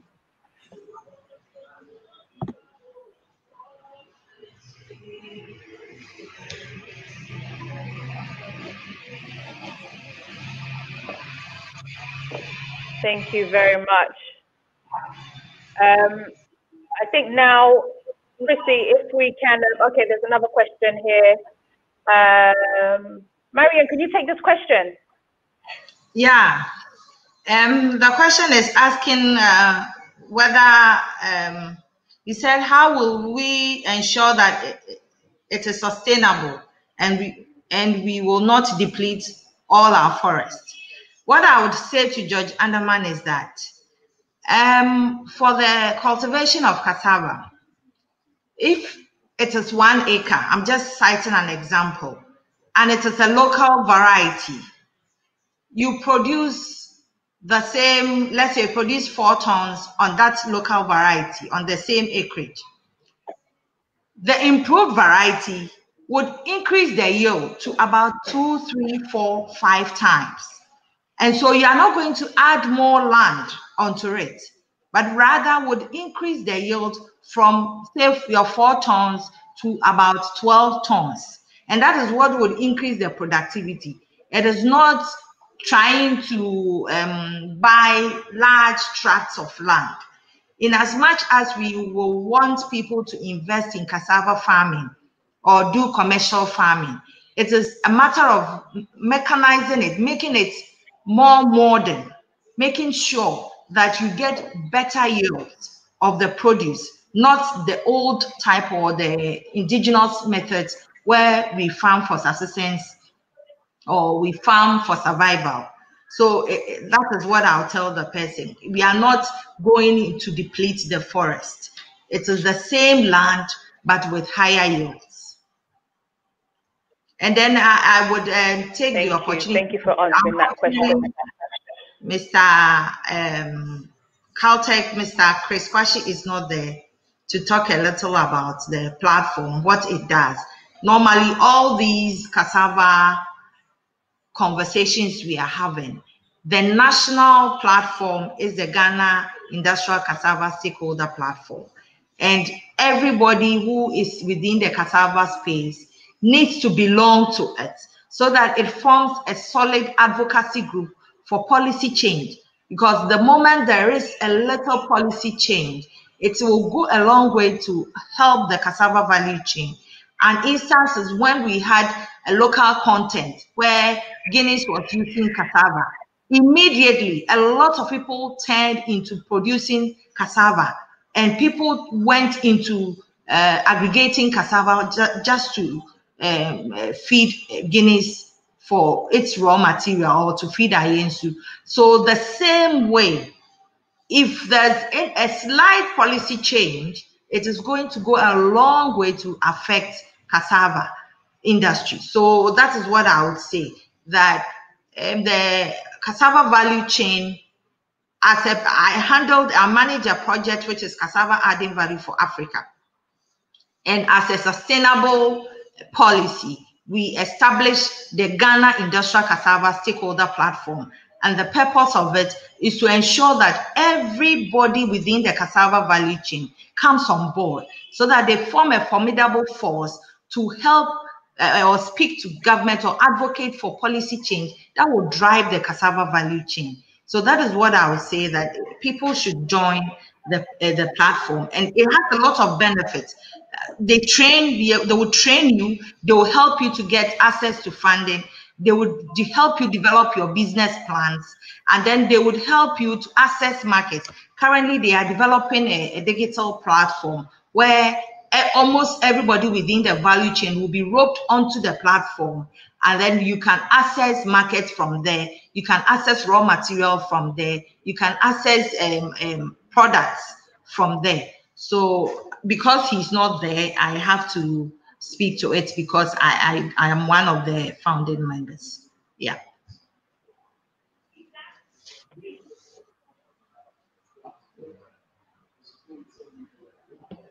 Thank you. Thank you so much. Guys, we have 20 minutes to go. So if you have any questions, now is definitely the time to send in your questions so that you can get it answered. I've also put up my speakers' emails in the comments box and also on the screen. So if you have further questions, you can, contact them and get involved in Cassava to change the narrative of our country. And so now we have a question from David Opoku Abebio. If we can get Sape to answer this question.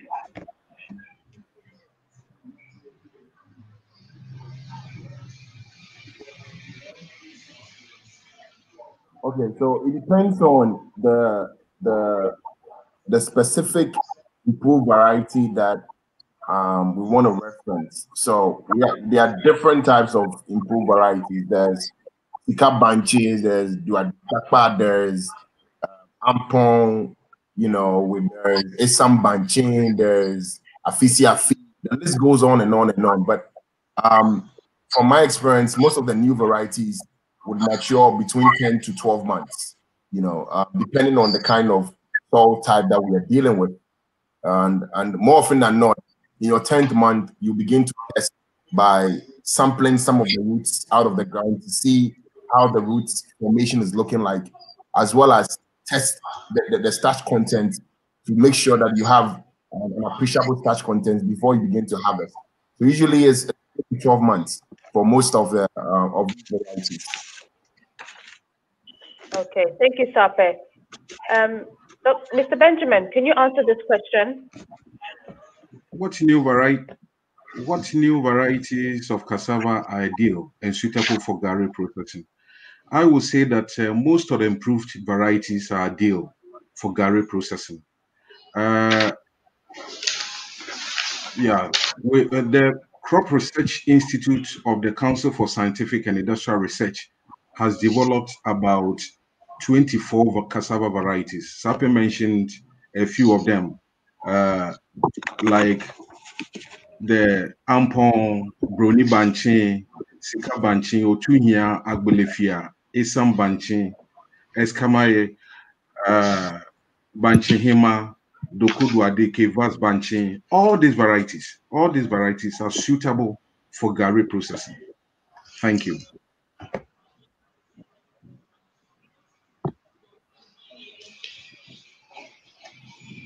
Thank you very much. Mariam, can you take this question, please? Yeah, I'm a chemical engineer with extensive experience in cassava processing. Can my expertise be used anywhere in Ghana? Sure.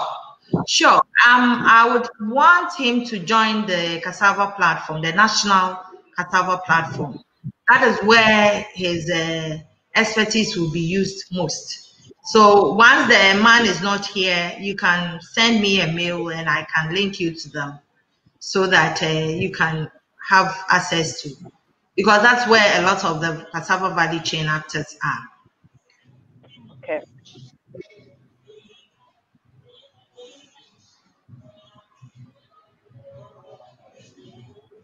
Thank you.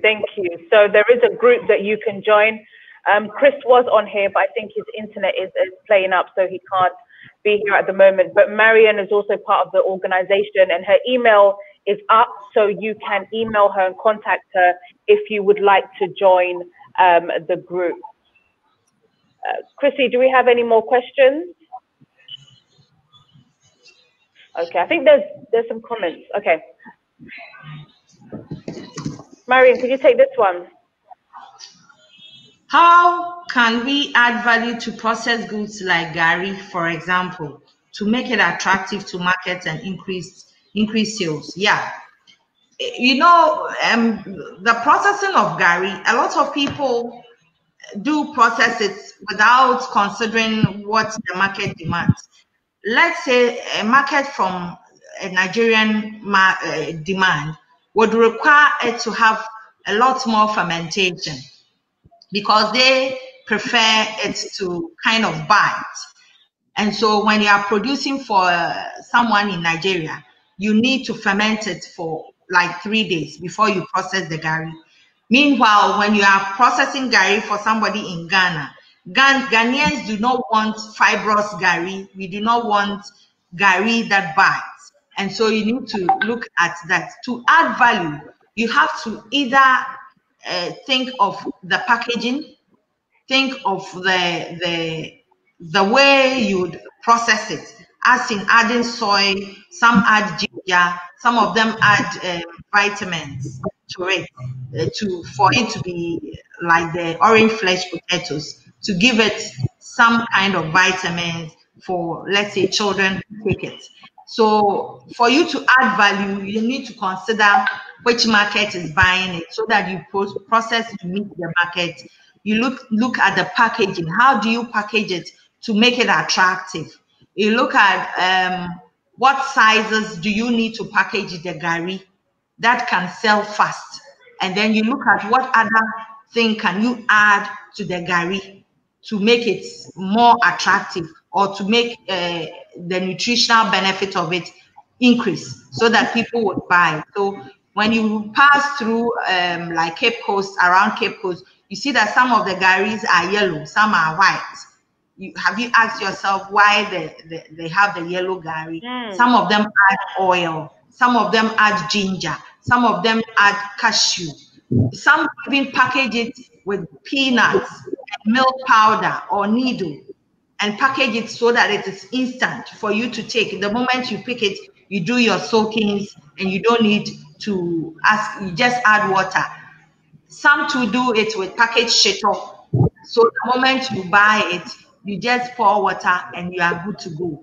All these are adding value to the product so that they attract different market segments. So that is what I would say.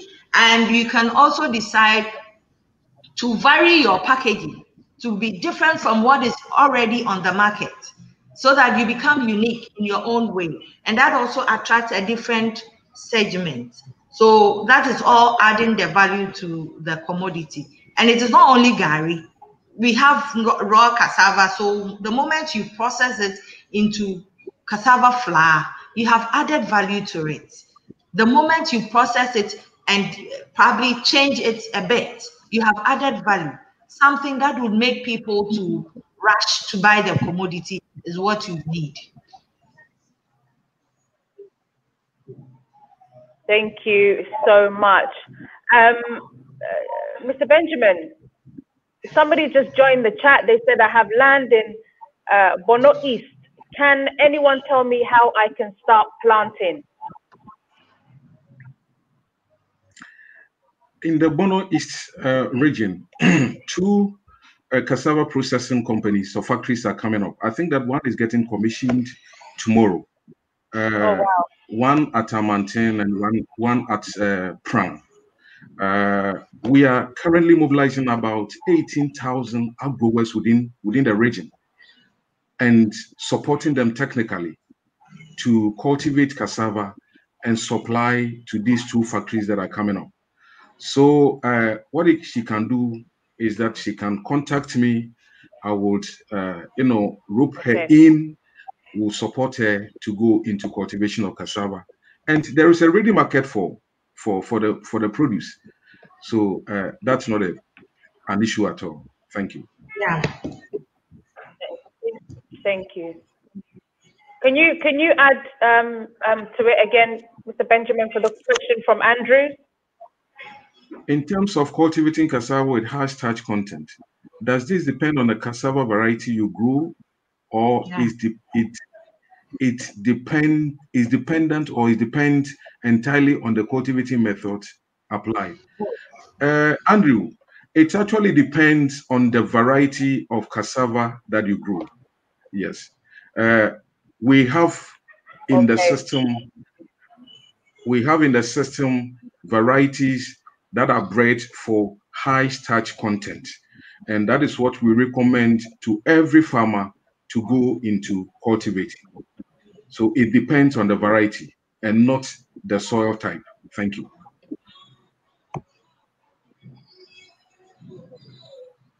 Thank you so much for that. And again, I think this one, Marion, can you take this one? There should be a standard of measure in determining what goes into buying the starch so that farmers will be willing to sell. Yes, there is a standard. The starch content. For cassava, Mr. Bento would throw more light on that. If it is a gari, they have specifications for gari. If it is flour, there are specifications for flour. I mean, the texture, the color, how it should taste, all are part of the specification. So if you meet the specifications, the person will buy. In fact, every buyer and the kind of specifications that they want. Different people, we don't have one specification for all people. We have different people coming with different specifications. When you look at the Asian market, they have a different specification with respect to the moisture content, with respect to the color, with respect to the taste. And when you look at UK or Europe, they also have a different specification, depending on what they want to use it for. So that we have standards for every product that is being produced from cassava. So Bento can take up for standard measure. Okay. Okay, Mr. Bento, Marion, can you take this one? Okay.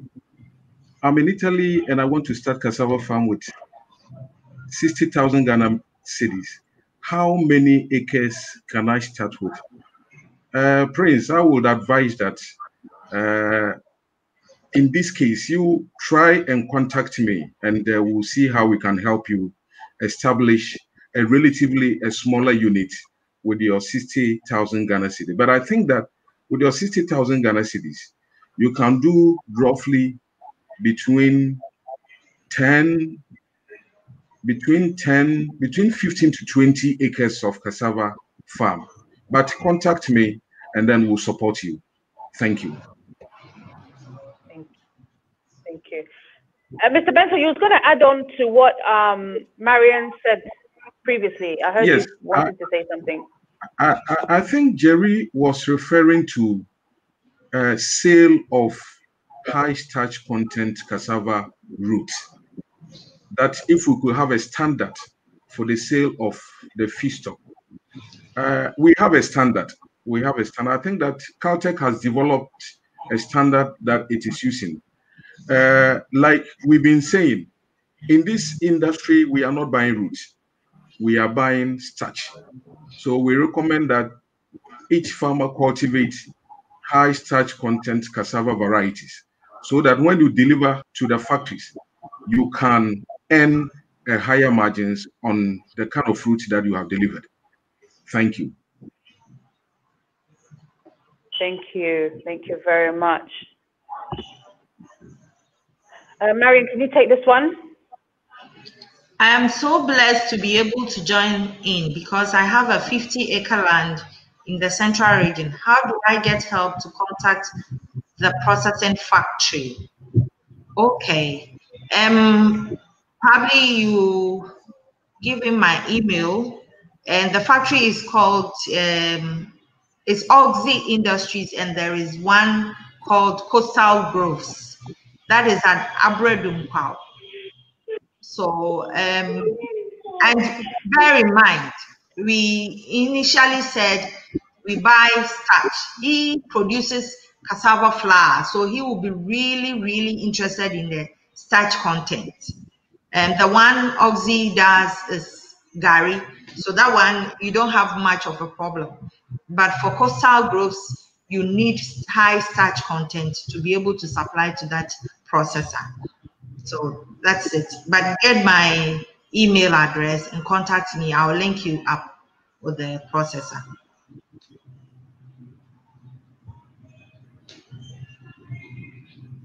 Okay, thank you. Sape, can you take this one? How do you tell youth to go into farming when they are looking up to their friends? Government is not making them look into it. The thing is that I'll just have to go back to the point I've made earlier on. The thing is that government honestly has not been very deliberate in an attempt to make it attractive for young people to engage.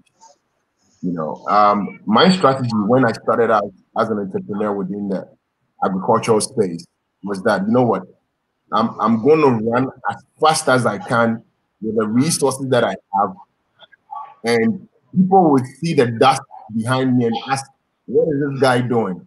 And that and that would pick the curiosity such that they have no choice than to support me. And that was my strategy within the agricultural space. You know, I had limited resources. I had parents who believed that I should go work for a certain institution.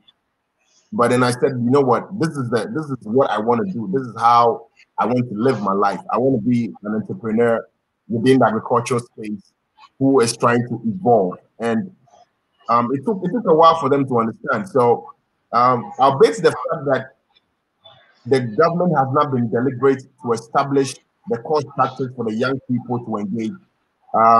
Any form of resources that you have, I would tell you as a young entrepreneur that, hey, run as fast as you can.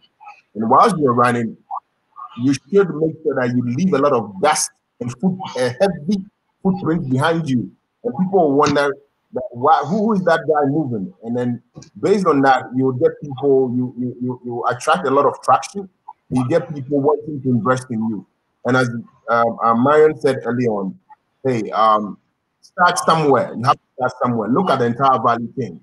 You don't have to necessarily go into processing or go into cultivation of cassava. Even the most simple thing as being providing transportation logistics services. You know, interestingly, you can become a transportation logistics provider without any form of capital nor investment. You know, and it's a starting point where you begin to understand the industry. So you contact some trucks from GPIC, and then you tell the trucks that, hey,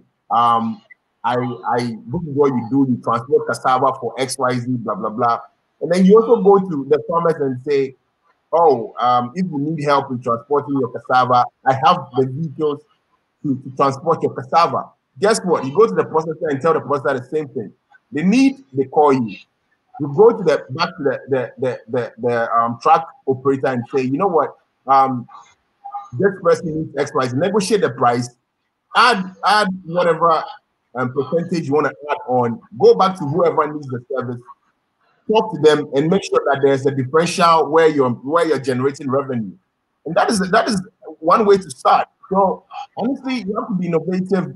And if you really do want something, I believe strongly that the universe will definitely conspire in your favor.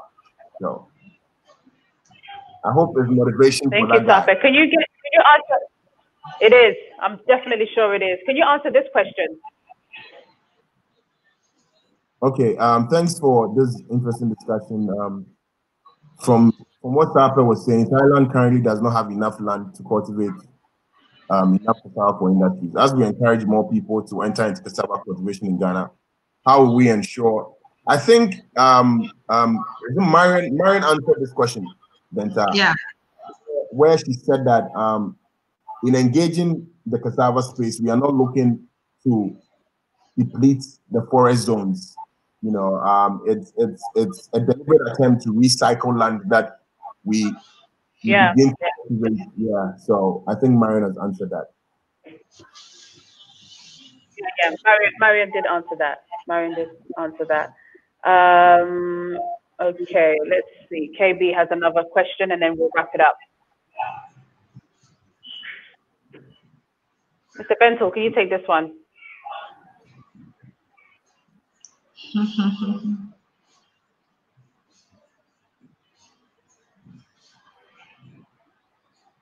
think Mr. Bentel is on mute. No, he's reading. Okay, Mr. Bentel, you're. I think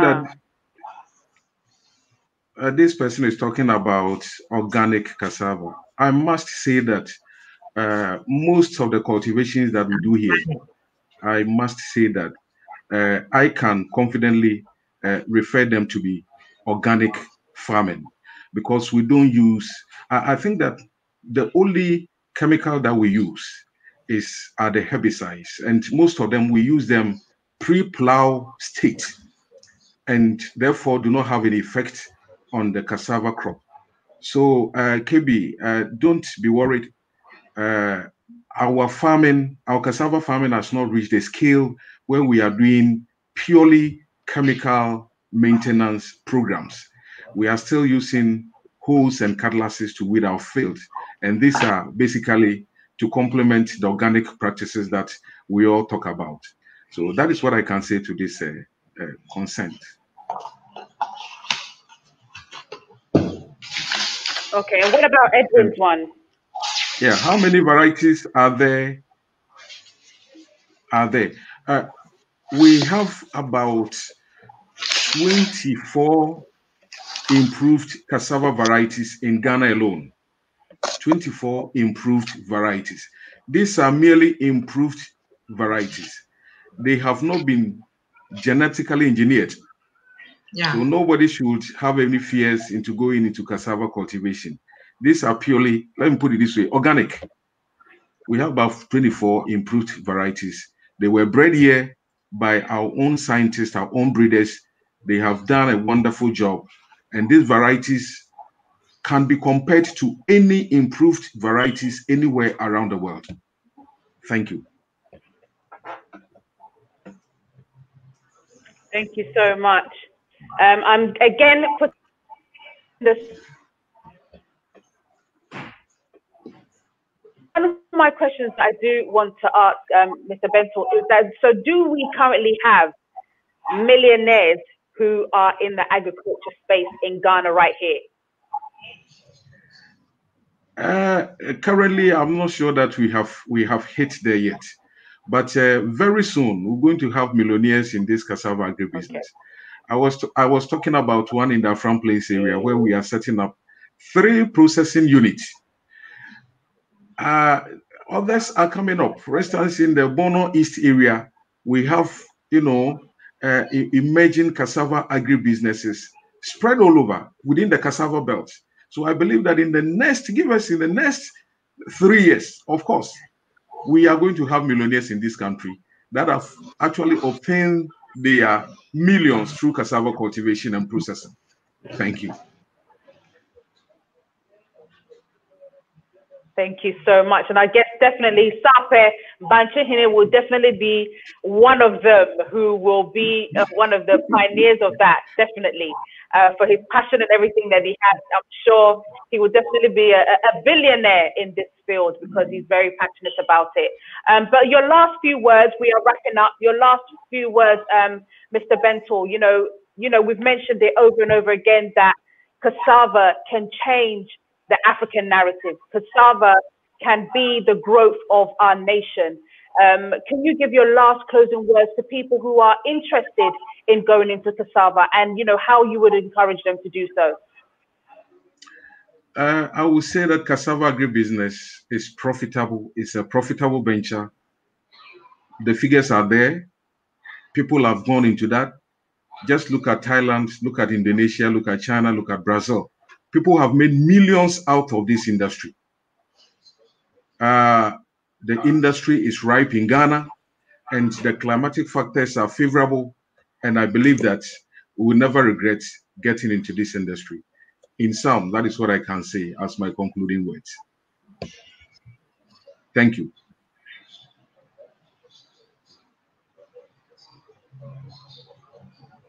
Thank you. Thank you so much.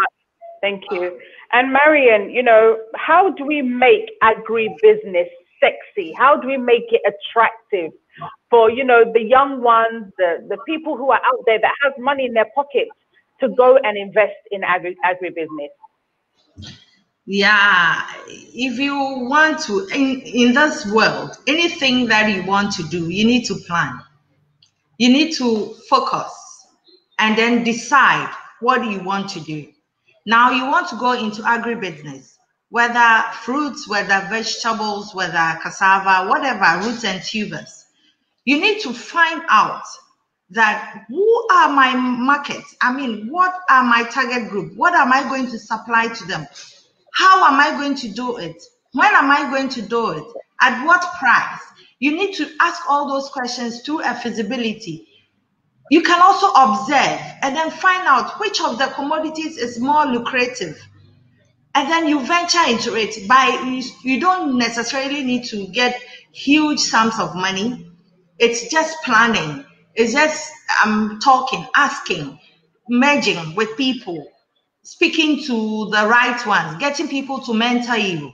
And then those who are already in the industry, they would give you the lessons that they've learned. They would tell you the challenges in the industry so that you would mitigate them even before you start. And then that would give you a better chance of moving into it smoothly without any hurdle.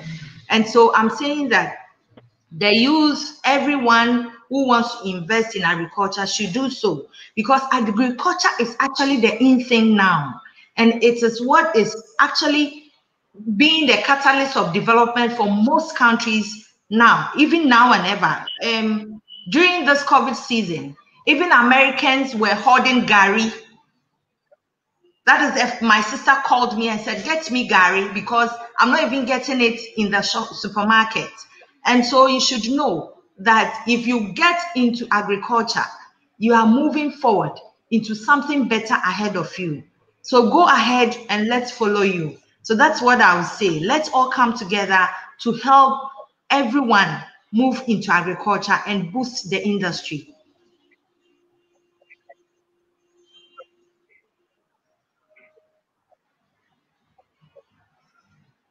Thank you so much, Marion. And I'll go over to the Banche Hine himself to give, you know, your last 2 minutes, your final thoughts on about, you know, Ghana's cassava industry, the reason why people should be encouraged to throw their money into the industry in order to make our nation great.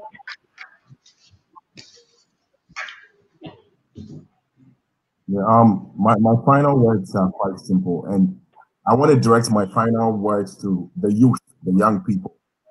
The thing is that the cassava industry, in terms of industrialization, is nascent. Mr. Bento would go on and on about the fact that there are different industries that are springing up across the country. Up until recently, Caltech was the only industry in Ghana that was processing cassava into ethanol. Recently, other companies have come up. They are still building. They are not ready yet to start processing, but there are different industries out there who are setting up shops to begin to process cassava into ethanol. Then we are looking at the market in terms of these cassava derivatives. And you realize that there's a huge opportunity for import substitution, where Ghana imports over 97% of its ethanol needs. And you ask yourself that cassava exists where it's a cheaper commodity as compared to even ethanol being processed using corn. So why are we not taking advantage of these opportunities?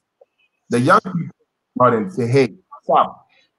These opportunities that you are talking about, we know they exist, but then how do we tap into it? We don't have the resources to tap into it.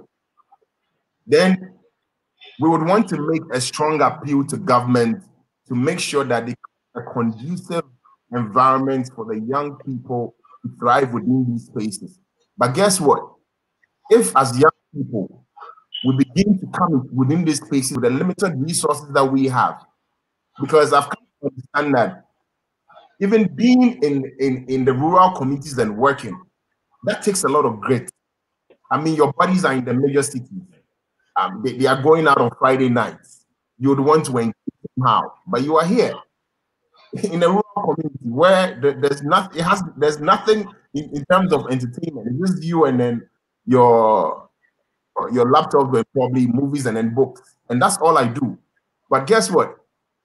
If we have a lot more young people within the space, then we can force the hand of government to begin to deliberate about strategically within the sector.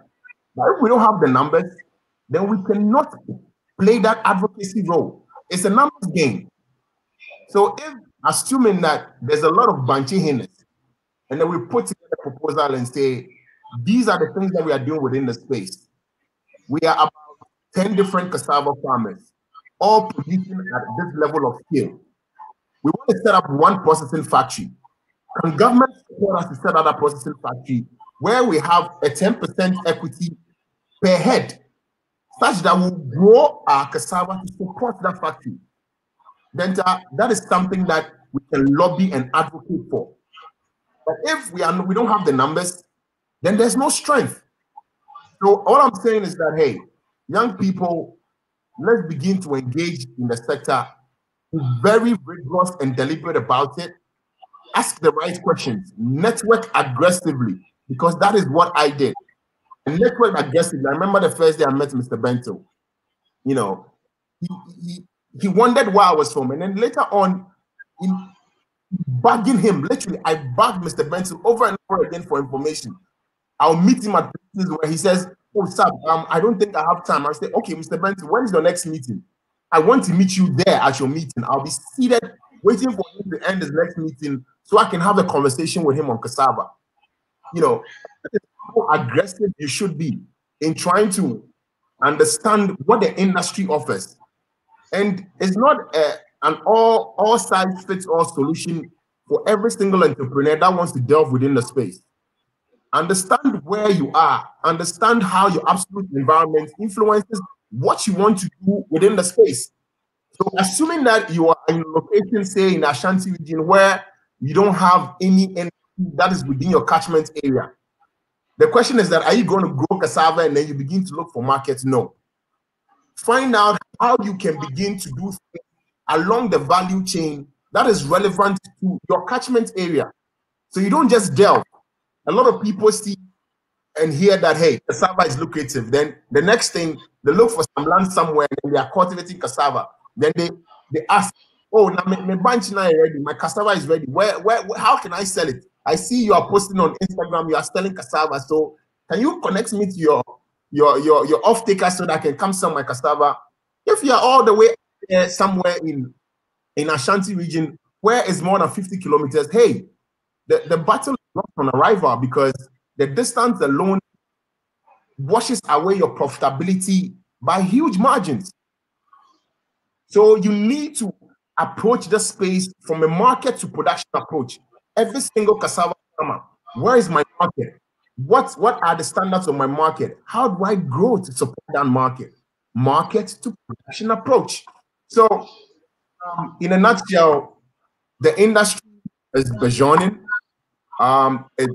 It has a huge potential to transform our economy. And guess what? Our base the fact that we don't have these core structures that exist for us to thrive in. When we begin to engage, I am very positive, I'm very optimistic that the investments are going to come in. But when the investments come in, are we ready to engage? Are we ready to set up commercial farms? Are we ready to become technical people within the factories? You know, to man these factories. And that is when we need to build capacity now by engaging the sector now. So if anyone has any question, the person can reach out to me. I can be of support. I've built a lot of network and some level of human equity within the space, and I can connect that person to whoever they want to be talking to. And let's build together. This is for God and country. Thank you.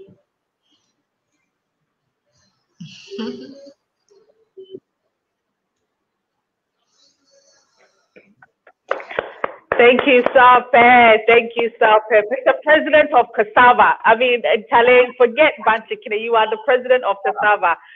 Thank you so much for your passion, your knowledge, and your enthusiasm when it comes to Cassava. You're making us young people excited, and you've set me a task which I'm going to follow through. I love tasks and challenges. And so I'm going to see how we can follow that through and make this happen. Thank you so much, Mr. Bento. Thank you, Marian. I'm going to keep in touch with you. I'm going to invest in Cassava. Sape has been telling me for years, but now that I've had the expertise, more expertise on the panel, I think I'm now confident enough to say that I can invest and partner up with Sape. I won't do it alone. I haven't got time to do it alone. I'll definitely have to invest in Sape so that we can make sure that that industry grows. Thank you so, so much for this amazing conversation. My people who are watching are just, in awe of the conversation today. I'm sure there'll have to be a part 2 when we look at Exim Bank. We get all of these people on board to also expand on the conversation. But thank you for your time. Thank you for joining me, and I'll definitely catch you next time. Thank you so much. Thank you. Okay. All right, everybody. I know that you have enjoyed tonight's show. It's been absolutely amazing. We've had a fantastic discussion on cassava as an industrial crop for national transformation, the opportunities, the myths, and the status quo. Together we can do this. Together we can do this. For all of you that have been asking, what platform can I go that if I want to invest in agriculture, partnerships, if I have land that, I want to give out to agriculture, please, please, please, please, please register at ODANA Connect. That is the platform for, investment opportunities, for job opportunities, for partnerships. But, if you have land that you want investment in, if you have a project that you need investment in, that is the place that you need to go. So please follow the link and register. We would like to hear from you, and register now for more information. But the website will be launched in September, but we need you all guys to subscribe. It's going to be a huge platform that will benefit people in Ghana and Africa to make sure that we are investing in the right places. Again, thank you to all my sponsors for World Remit. Join the 5.7 million who are sending money back home to the continent, and especially Ghana. If you are, if you're abroad in the UK, you want to send money to a loved one, make sure that you use World Remit. You get the money in minutes, literally in minutes. Again, I will share the speakers' details again. I think people are asking again. I did share it. I will put it up again so that you have it. Let me see. Okay, so this is Mr. Bento's details. So please note that down, take a screenshot. This is Marian's details. Please take a screenshot. This is Sape's details. Please take a screenshot. And again, saying thank you to Gloria Mills for this amazing perfume. Guys, do go online and buy one of her products, her perfume, her fragrances. Let's support Black businesses, okay? It's really, really important that we support our own and, make sure that we do that. And then again, to Vesta London Beauty for amazing lip gloss that she has, kindly given to me. Make sure that you go out there and support as well. To the Goober team who are watching, I'm saying hello to everybody. I know everybody was watching Sape as well. To the DENTAA Show team, thank you all so much for putting on the show. On Sunday, we will be talking about menopause. It's something that we don't talk about. A lot of women don't know what the signs and symptoms are and what they can do. So please, please, please make sure on Sunday at 6:30 p.m. you join me live on the DENTAA Show as we talk about menopause. If you are on the ODANA channel, make sure that you watch the new videos that I've just put out on the properties, amazing properties that you can buy just for $50,000 right here in Accra. Thank you to all my sponsors. Thank you to everybody who continues to watch the show. God bless you all and good night. Bye-bye.